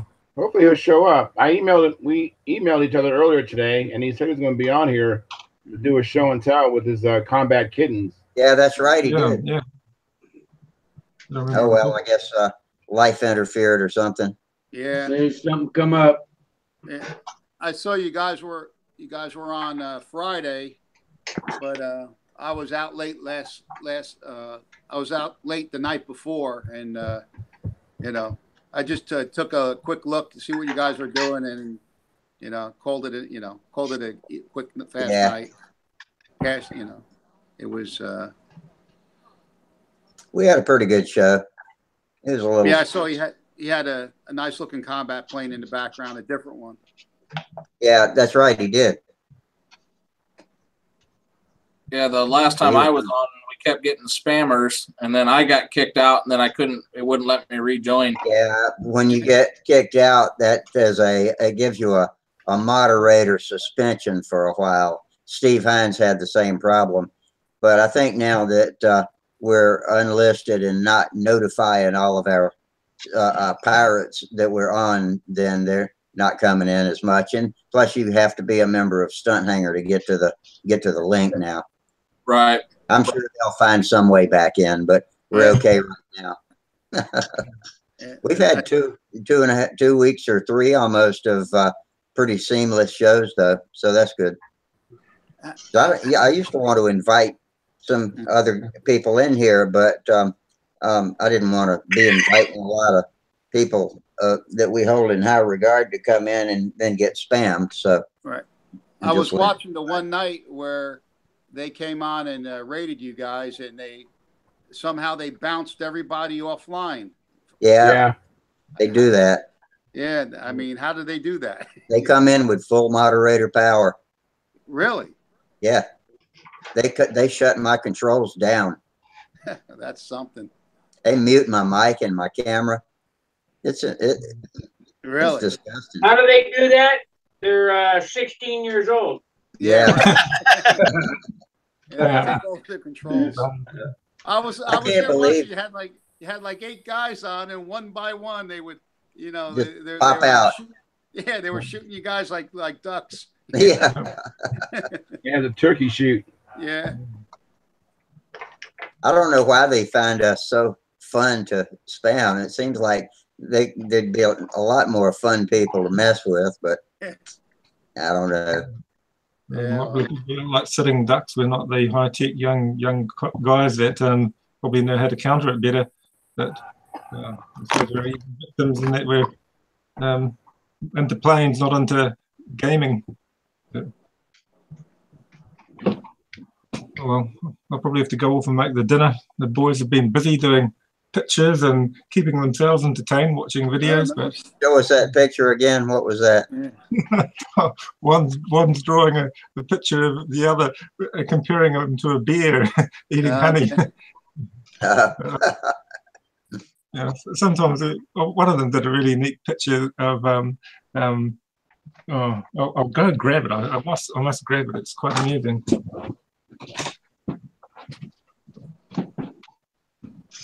I noticed last week or week before last, y'all was talking about the combat kittens. Yeah. I've actually got a set of those in my dad's basement. One of them's built, one of them's not. And I looked on the box and it was $9.25. Those were the days. Good old days. Yeah.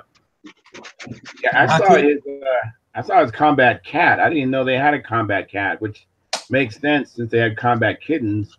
But I didn't realize there was a bigger combat plane called the cat. Yeah, the kittens. I couldn't fly that thing. Saved my life, man.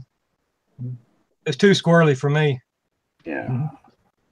Yeah, it's hard to stay ahead of that thing. There's one called a Big Otto, and I think it's a half A model, and I always tease my oldest son because he's called Otto. But, I was asking people here the other night if they knew what the Big Otto was, and just drew a bunch of blank stares.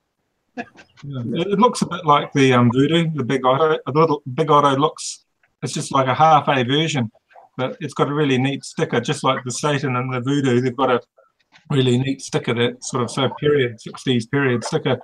But the picture I was going to show you was everybody knows who Shug is from Stunthangar and his videos.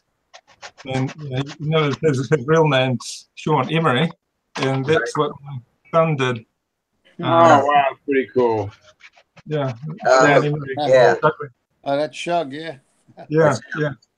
I had the pleasure of flying with Shug in a contest because we were both intermediates and fairly new. It was actually his first contest, I think, and he won it. Beat me. Yeah. Mm-hmm.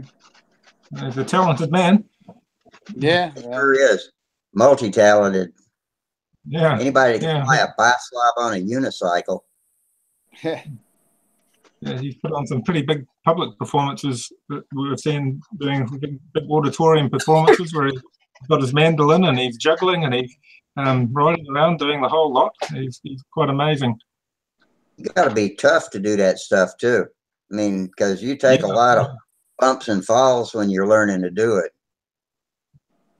And he was a full-fledged Ringling clown too for a long time. That's where he and his wife met. I do good to ride 2 wheels, not one. Yeah, me too. Four works for me. Yeah, 4's good. Yeah, especially as you get older, 4's definitely preferable, especially when you've done yourself a few good injuries on motorbikes. I used to like riding other people's motorcycles once in a while, but I got too much respect for the pavement to believe that I could ride around on one regularly without something terrible happening. Yeah, forget that. Come over to Jersey and come up to an intersection. There's like people with the SUVs, they'll run you over in a heartbeat. Yeah. Yeah, people have no respect for two-wheel vehicles. Yeah, the soccer moms. Got them there too, eh? Yeah, they're all over the place. People are too easily distracted with their cell phones and all the GPS and playing with their stereos and everything. The other users on the road aren't considered. Yeah, talking on a cell phone. You know what I hate about my newest car is the touchpad radio controls. Because you've got to be looking. You can reach out and feel buttons, but you can't reach out and feel your way around a touch screen. And you've got to take your eyes off the road and look at it. To change radio channels or do anything. Of course, they do put them on the steering wheel now, but some cars are better outfitted than others for that.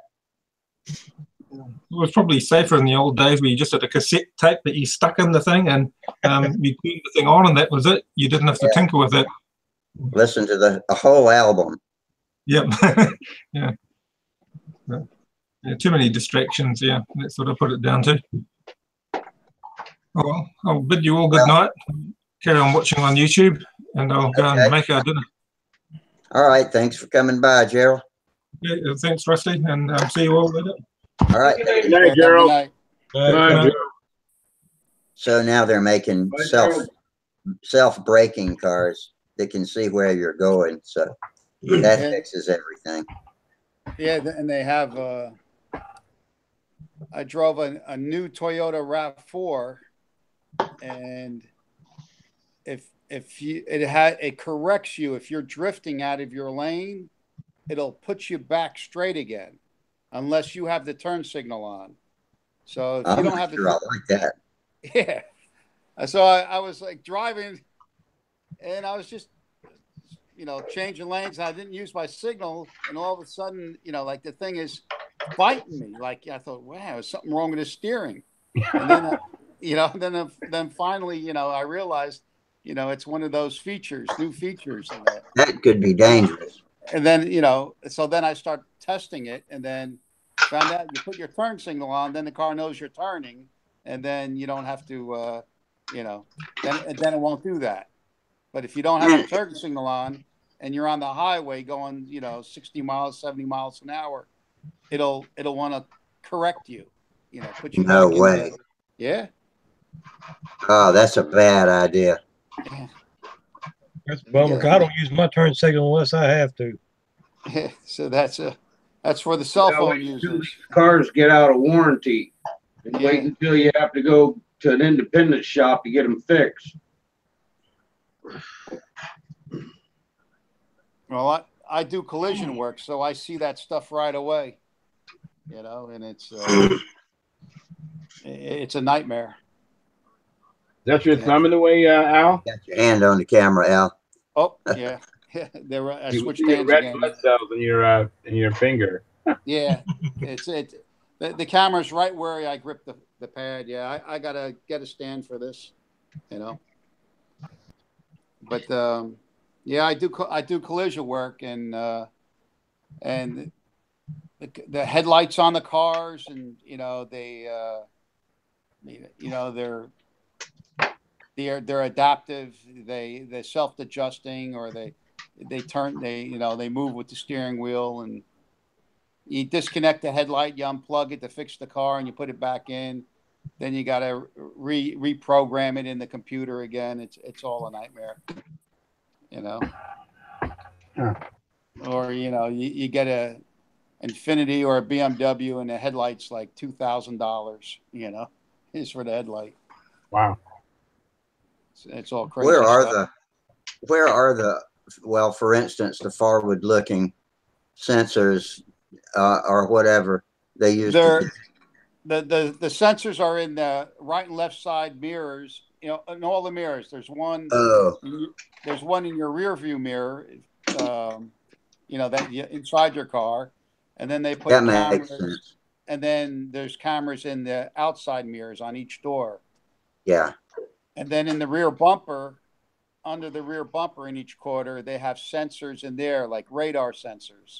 Yeah, proximity sensors. Yeah, they're in back there too, and they're $800. Yeah, $800, and then and then the sensor for the braking is in the grill, right behind the emblem. Like if you see a new car that has that adaptive braking on it, and if you look at the ornament, the badge, yeah, you'll see that if you see that badge is, flat like a piece of paper, that car has adaptive braking. If it has like the old fashioned, like say the Toyota symbol is, like the chrome thing sticking out, right? And that doesn't have adaptive braking. It'll be a flat, perfectly smooth emblem. I'll start looking for that. So it's and then the sensor behind that thing is like $2,000, for the adaptive braking. Now, what is adaptive braking? What is that? That's where it'll stop the car for you. Like if you're running up on somebody and not braking in time, it'll brake for you. Right. All right. You don't belong driving if you can't stop. Yeah. Well, that's where things are going today. Well, some of it's okay, but that thing that keeps you from drifting out of the lane sounds like a real bad idea to me. Because sometimes you don't have time. I mean, if you get in a situation where you need to avoid something, you don't need the car resisting you changing lanes just because you didn't turn your blinker on. Yeah, that's how I feel. But I mean, you can overpower it, but it's still pretty it's pretty significant, Yeah. But I imagine if you have your foot on your brakes, then it would understand you're probably trying to avoid something. We just assuming putting on brakes wouldn't put you in danger. Sometimes I hate anti-lock brakes. When I push on the brakes, I want them to stop. Yeah, I hate anti-lock brakes. You never sit out in your yard and hear skids before crashes. Yeah. Anymore, you just hear boom. Yeah.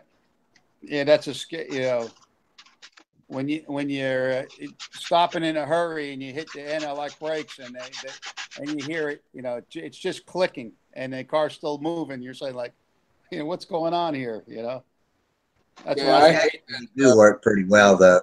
Yeah, I start pumping the pedal. But I was about to say something dumb. Never mind. I saw the other day that Uber was trying to use self-driving cars. Mm-hmm. I saw that headline the other day. I didn't read about it though. Sounds dangerous to me. Yeah. Yeah, I'm not crawling in the back seat of a unknown car and going anywhere without a driver. Even though drivers can be drunk or crazy, but I'll take my chances. I think that they have that pegged for 2020. That, you know, the self-driving cars. That's supposed to be when they're bringing those out. I remember when I was a kid, I thought by this time we'd be having flying cars anyway. Yes, I know. Same here. Yeah, when the year 2000 came, I was like, "Where's my flying car?" Yeah. I know exactly. Everyone was worrying about the computers were all going to crash. Oh yeah, in 2000. Yeah. Yeah, Y2K. Yeah. I was like shaking my head, going, "Oh my God." I didn't think anything would happen because all I had to do was count to one more. Yeah, I know. It was just, I was laughing at people because there was just no way. Yeah, well, and that made me. I went out and bought a generator because I had, you know, my kids were young, and I have a well here, so without any electricity, I don't have any water. You know, so you know, I got a generator so I can, you know, heat the house and have water. It's never a bad idea to have a generator on hand. I got one, you bet. I do not have one, but day and age storms. Better get one before you need it, because when you need it, they'll gouge you on it. Yeah. Yeah. Yeah. And now they're all real fancy, running on natural gas, you know, shutting on and off. You know, it's I didn't, you know, like I said, I did mine in late of '98, and I have it wired to the house. I have mine's like 12,000 watt. So it's wired into your main box. Well, yeah, that's a good one. You know, it's not. I mean, yeah, it's wired in, but it's still not on all the time. Like when it's in, I keep it in my garage, and when I have a problem, you know, I bring it out of the garage, start it up, and I have a big extension cord, and I have an outlet that I plug it into, which goes to the main breaker, you know, the main box of the house. Yeah. And I have 10 zones, and when I start the generator, I just flip the breakers, and then I flip this. What is a sub box, and it has 10 zones already in it, and you know, so I run my well. I have a sump pump on there, the refrigerators, and you know, and the heaters. So when Hurricane Hugo came through here and knocked our power out for a couple of weeks, a lot of people were using generators, and we had some power company guys getting electrocuted because lines that they expected to be dead were live. Yeah, they were. Yeah, people were backfeeding it. Yeah, they were backfeeding it without throwing, you know, disconnect. Yeah, no, I have a disconnect. Yeah, I guess you just shut your main breaker off, because I got a main breaker on my outside box. Right. Yeah, is anyone familiar with the OS40 VF engine, the one that has the rear exhaust for the tune pipe setup? Oh, yeah, I used to run one. Are they any good? VF40? Yeah. 46 is better. Okay. So I'm probably going to be acquiring one here in the next couple of weeks. They work. I mean, 46 got more power though. Yeah. What mounting holes do they use? Is a 40 and a 46 VF the same mounting holes? Yeah. Oh, the 40 and the 46 VF, yeah, they're the same.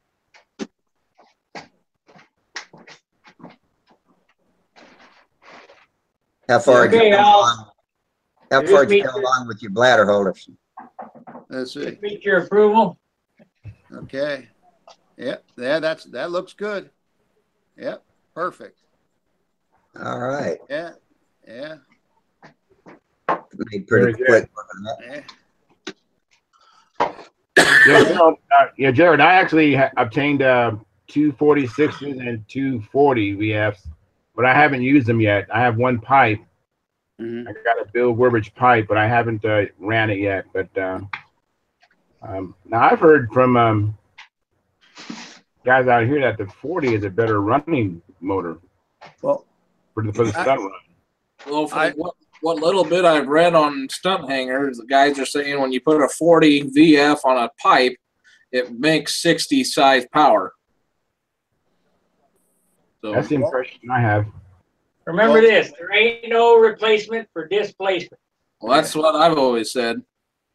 well, I actually I have both 46 and 40, but I'm by no means an expert stunt guy, and I have a Buccaneer that's very heavy. It's 80 ounces, and I had the 40 VF in there, and I mean it flew okay. It flew okay.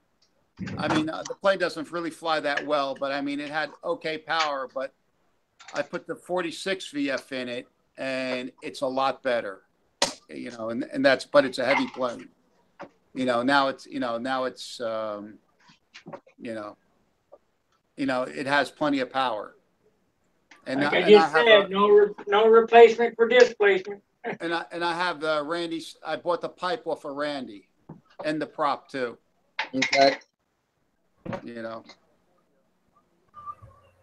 But yeah, the engines are, you know, the engines are interchangeable. Okay. But They were I so know Randy- interchangeable that most of the guys were putting 46 liners in their 40 cases, say they were running 40s so they could run 15,000 line. Oh wow! Yeah, well, that's but that it's still the difference between the two engines is the crank and the. If you put the 46 piston and liner in the 40, you're only going to get like a 42 or a 43. The 46 has a longer stroke too. Okay. But yeah, that was the trick back in the day. So guys could run the, you know, the thinner lines, you know, because it went by engine size. Yeah, back then, yeah. Now it's by weight. Now it's by weight, yeah. So, you know, but it's. I wish they changed it to the FAI rules where to run whatever you pull. Yeah. But actually, let me see if I can.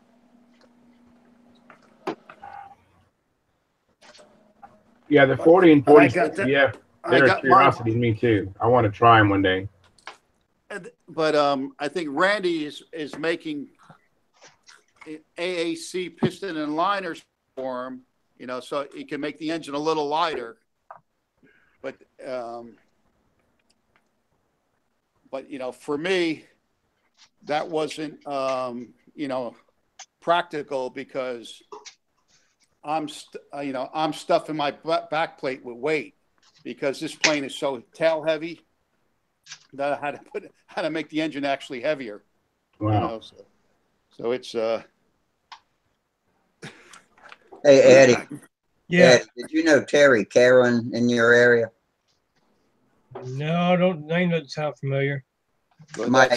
Mike knew him pretty well. He died last week. Oh wow. He was one of our Cox Engine Forum buddies. That's my 46 VF. And then that's good. And then that's you know, with Randy's pipe on there. Yeah, I wish I had a better video feed. Yeah, and then, that's actually a pretty good picture. Yeah, and then there's the plane. I didn't, you know, I bought the plane years ago. I just bought it because I'm fascinated with engines, and I just bought it to experience what the pipe does to the engine. Right. You know, I remember seeing that plane in a Wendy Wanowski video. Oh, this one? Contest. Yeah. I remember the builder. I remember him. Cena. Yes, Cena. Yes. Yeah. And that's his signature logo there, right? On the inboard wing. Yep. Yeah, I remember seeing that on the video. It's cool. Yeah. So it flies horrible in the wind. It's it's definitely a calm weather. It maneuvers everything okay, but it in the wind it buffers. It jumps all over the place. Like it's for a plane that heavy, in level flight, it just like hops up and down when the wind. It's really unstable. Has it got a relatively sharp leading edge? No, not really. Not especially. But and then what's funny? As soon as the engine shuts off, the thing glides like a dream. It floats like a dream. It glides, and you can grease it in for a perfect landing. Thrust line's off. I was about to say maybe a little down thrust would be added. But when it's going, things like on a windy day, it's like a handful to fly level. And it's not that it's tail heavy or anything like that feeling like oversensitive. It's just jumping, jumping all over the place. Short. It's pretty short coupled. Yeah. That doesn't explain why it smooths out when the engine shuts, though. Now, when the engine shuts off, it glides like a dream. I mean, you couldn't answer. Here's what you need to do: get yourself a T-square with a plate mounted on the end of it, so that you can bolt it on the engine. Okay. And extend it back towards the elevator. Measure the leading edge, the trailing edge of the wing, the leading edge, trailing edge of the stabs, from point to point, and that'll tell you if the thrust line is straight, what's out as far as incidence goes. Okay. So you're saying like you want? Well, I know. Okay. So you want me to? You think the thrust line of the engine is off? Yeah. Let me show you what I got here. Yeah. I got the plate over there, but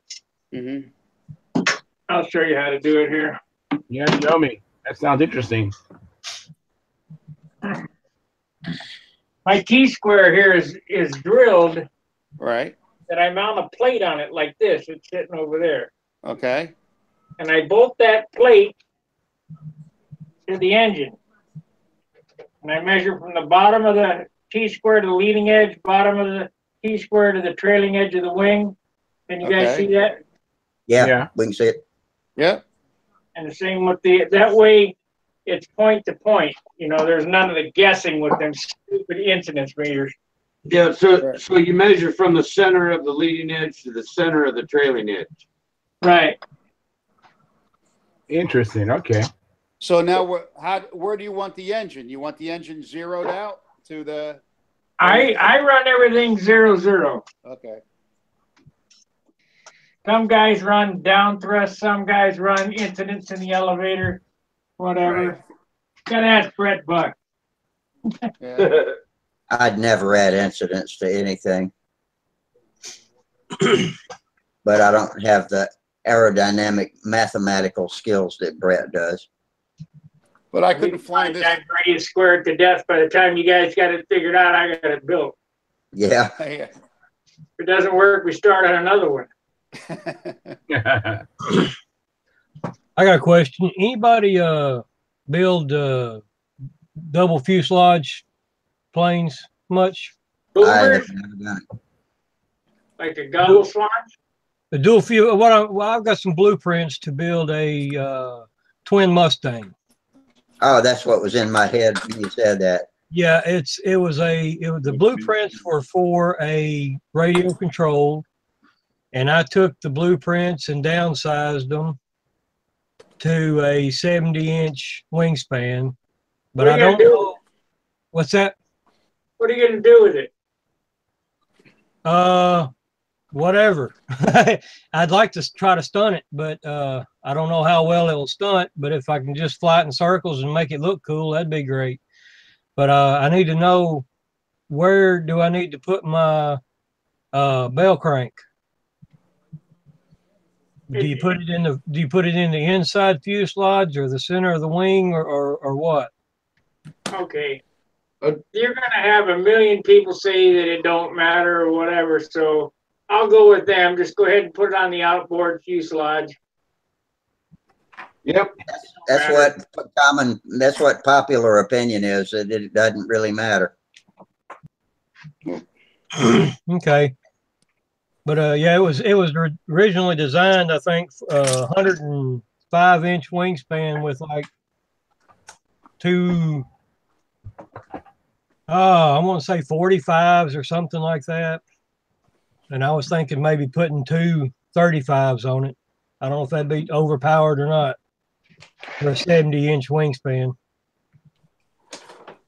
There's a guy up in Fargo, North Dakota. He has a twin profile F-82 or twin Mustang, and he stunts it, and it flies pretty good. It's pretty neat watching that thing. Yeah, wow, you got a lot of airplanes. Oh yeah, no, I got a ton of airplanes. okay. Yeah, like I said, I'd never built the twin fuselage, and I wasn't sure, it being designed for radio control, where the crap to put all the controls at. You got enough to finance a new car in there. Yeah, that's I crash a lot. Yeah, I mean, oh man, there's a speed limit combat pile and half a combat pile. The pile, huh? Yeah, you got to have a pile there. If you're going to fly combat, you need a pile of planes. Is that a half a Gladiator on top of the pile? Yes, yeah. I got one of those. And that thing is fast too. I fly it. And I just fly it with a Norvell AME I got 601. That's a half A with a Cyclone on it. Oh, yeah. Those are both two Cyclones.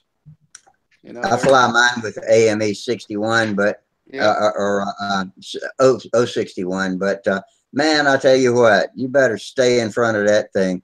I got it behind my head one day and couldn't get it to come back around front. And, I did figure eights behind my head for about a half a tank, and loops and figure eights, and finally I was bringing it around front and pancaked it. And if I had stayed calm, but I got a little too much adrenaline going and pancaked it. Mike Leinke gave me that plane, and I fixed it up, took it up to Huntersville, and we flew it together the first time. I flew it first. He flew it. I flew the whole bladder of fuel out first. I put 2 ounces in it, and I flew the whole bladder out. So that wasn't too bad. But then I was trying to show off at half a day, and that's when I did that trick. Yeah, no, they'll fly. They'll get behind you real fast. But to show Sparky the difference between that's the modern 36 fast combat plane with a Nelson 36 on it. Where the heck is it? Yeah.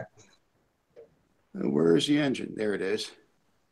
Versus, that's the, versus, hold the wingtip, but that's how much more that's how much bigger the other wing is. It's like a nobler wing, almost. Now, let me ask you this about Nelson's. Does Henry start with a aluminum billet and build that whole engine?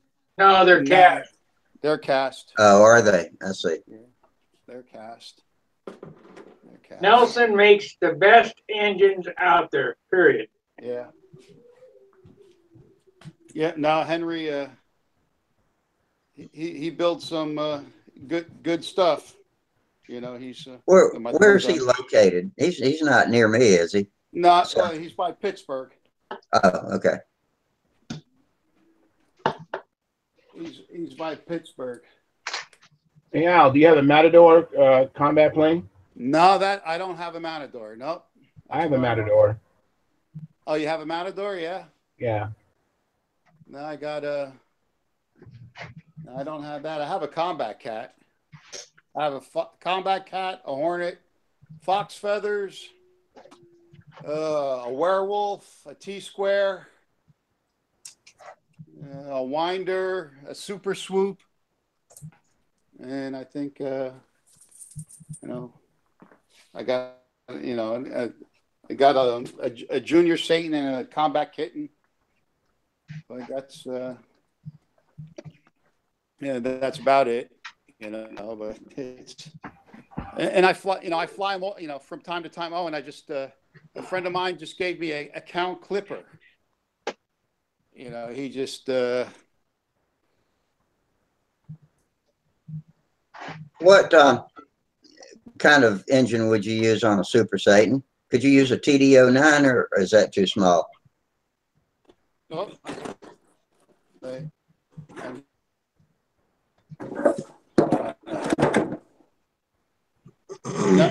no, this has a Torpedo 35 in it.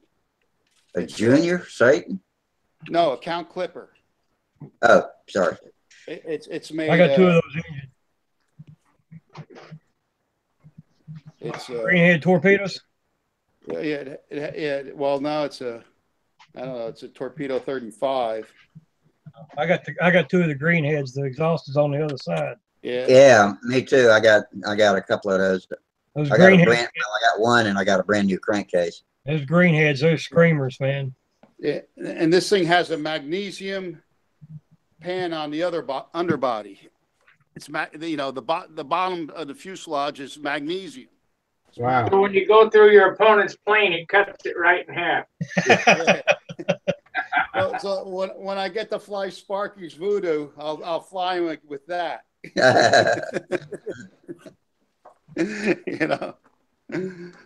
So that's it's all magnesium. So it's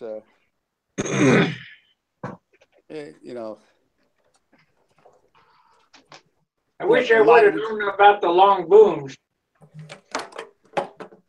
Say that again? I wish I'd have known about the long booms to make it competitive.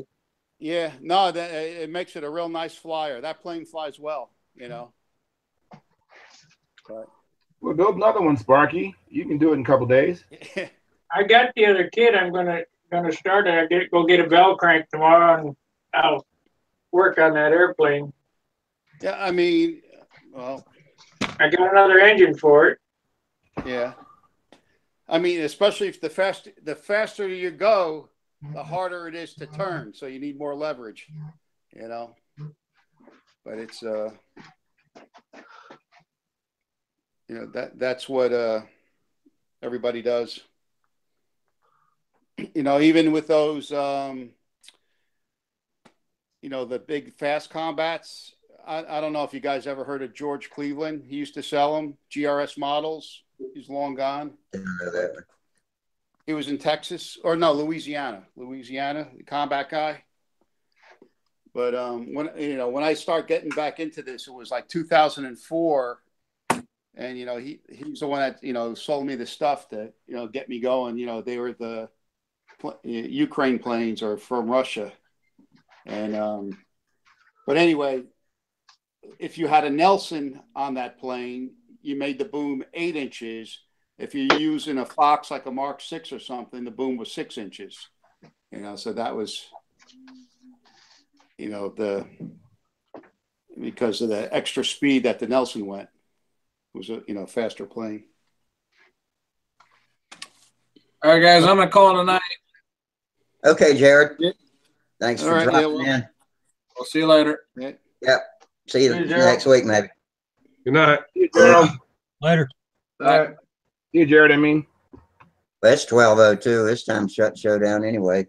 Yeah. Let me give you a quick shout here. Anybody ever heard of a El Diablo? Yeah, Have you seen one fly? years ago. I got blueprints for one of them too. I was going to build. I didn't know how they flew. I just thought they looked cool. Yeah, they Is look that a cool. stunt ship or is that a combat plane? Oh, it's Cool. I say get it. it's a square body plane that's got the bat wing type wing and stabilizer on it, and Carl Shoup used to have one. Like you that's mean it's got a scalloped trail edge? right, So yeah, yeah. I just thought it looked pretty cool.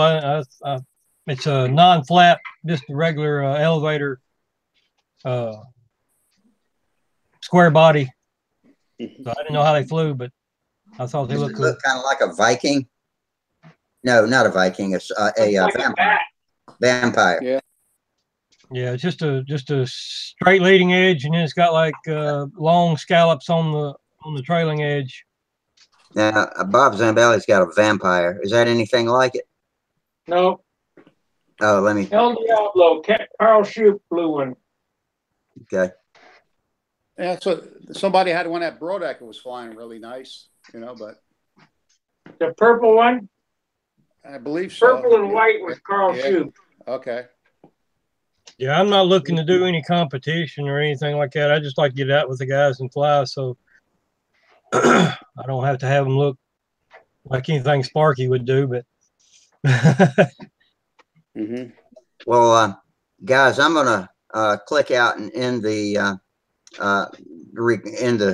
broadcast, but you guys can stay here and hang out all you want. I think so. It'll shut off when you go. Yeah. Oh well, I was thinking it kept going. Okay. all right, Well, look, y'all have a good Well, night. thanks everybody for coming. Y'all are great, and we got 4 viewers on YouTube right now. I want to thank y'all for coming in. I apologize we can't get a chat box going, but we'll work on that. See what the Make problem sure to is. like, subscribe, and share. Visit the T-shirt shop at Teespring. Some of the other videos, I'll put the link in the description when this goes up posted. But check out the T-shirt shop. Grab a shirt for the year. We Yes, got sir. colors and designs. All right. Yeah. Thank you. Okay, Sparky. guys. Have a good night. Yeah. Good night and Good night, fair all. winds. Fair winds, tight lines, and we will see you Friday. Good night. See ya. Later. See ya.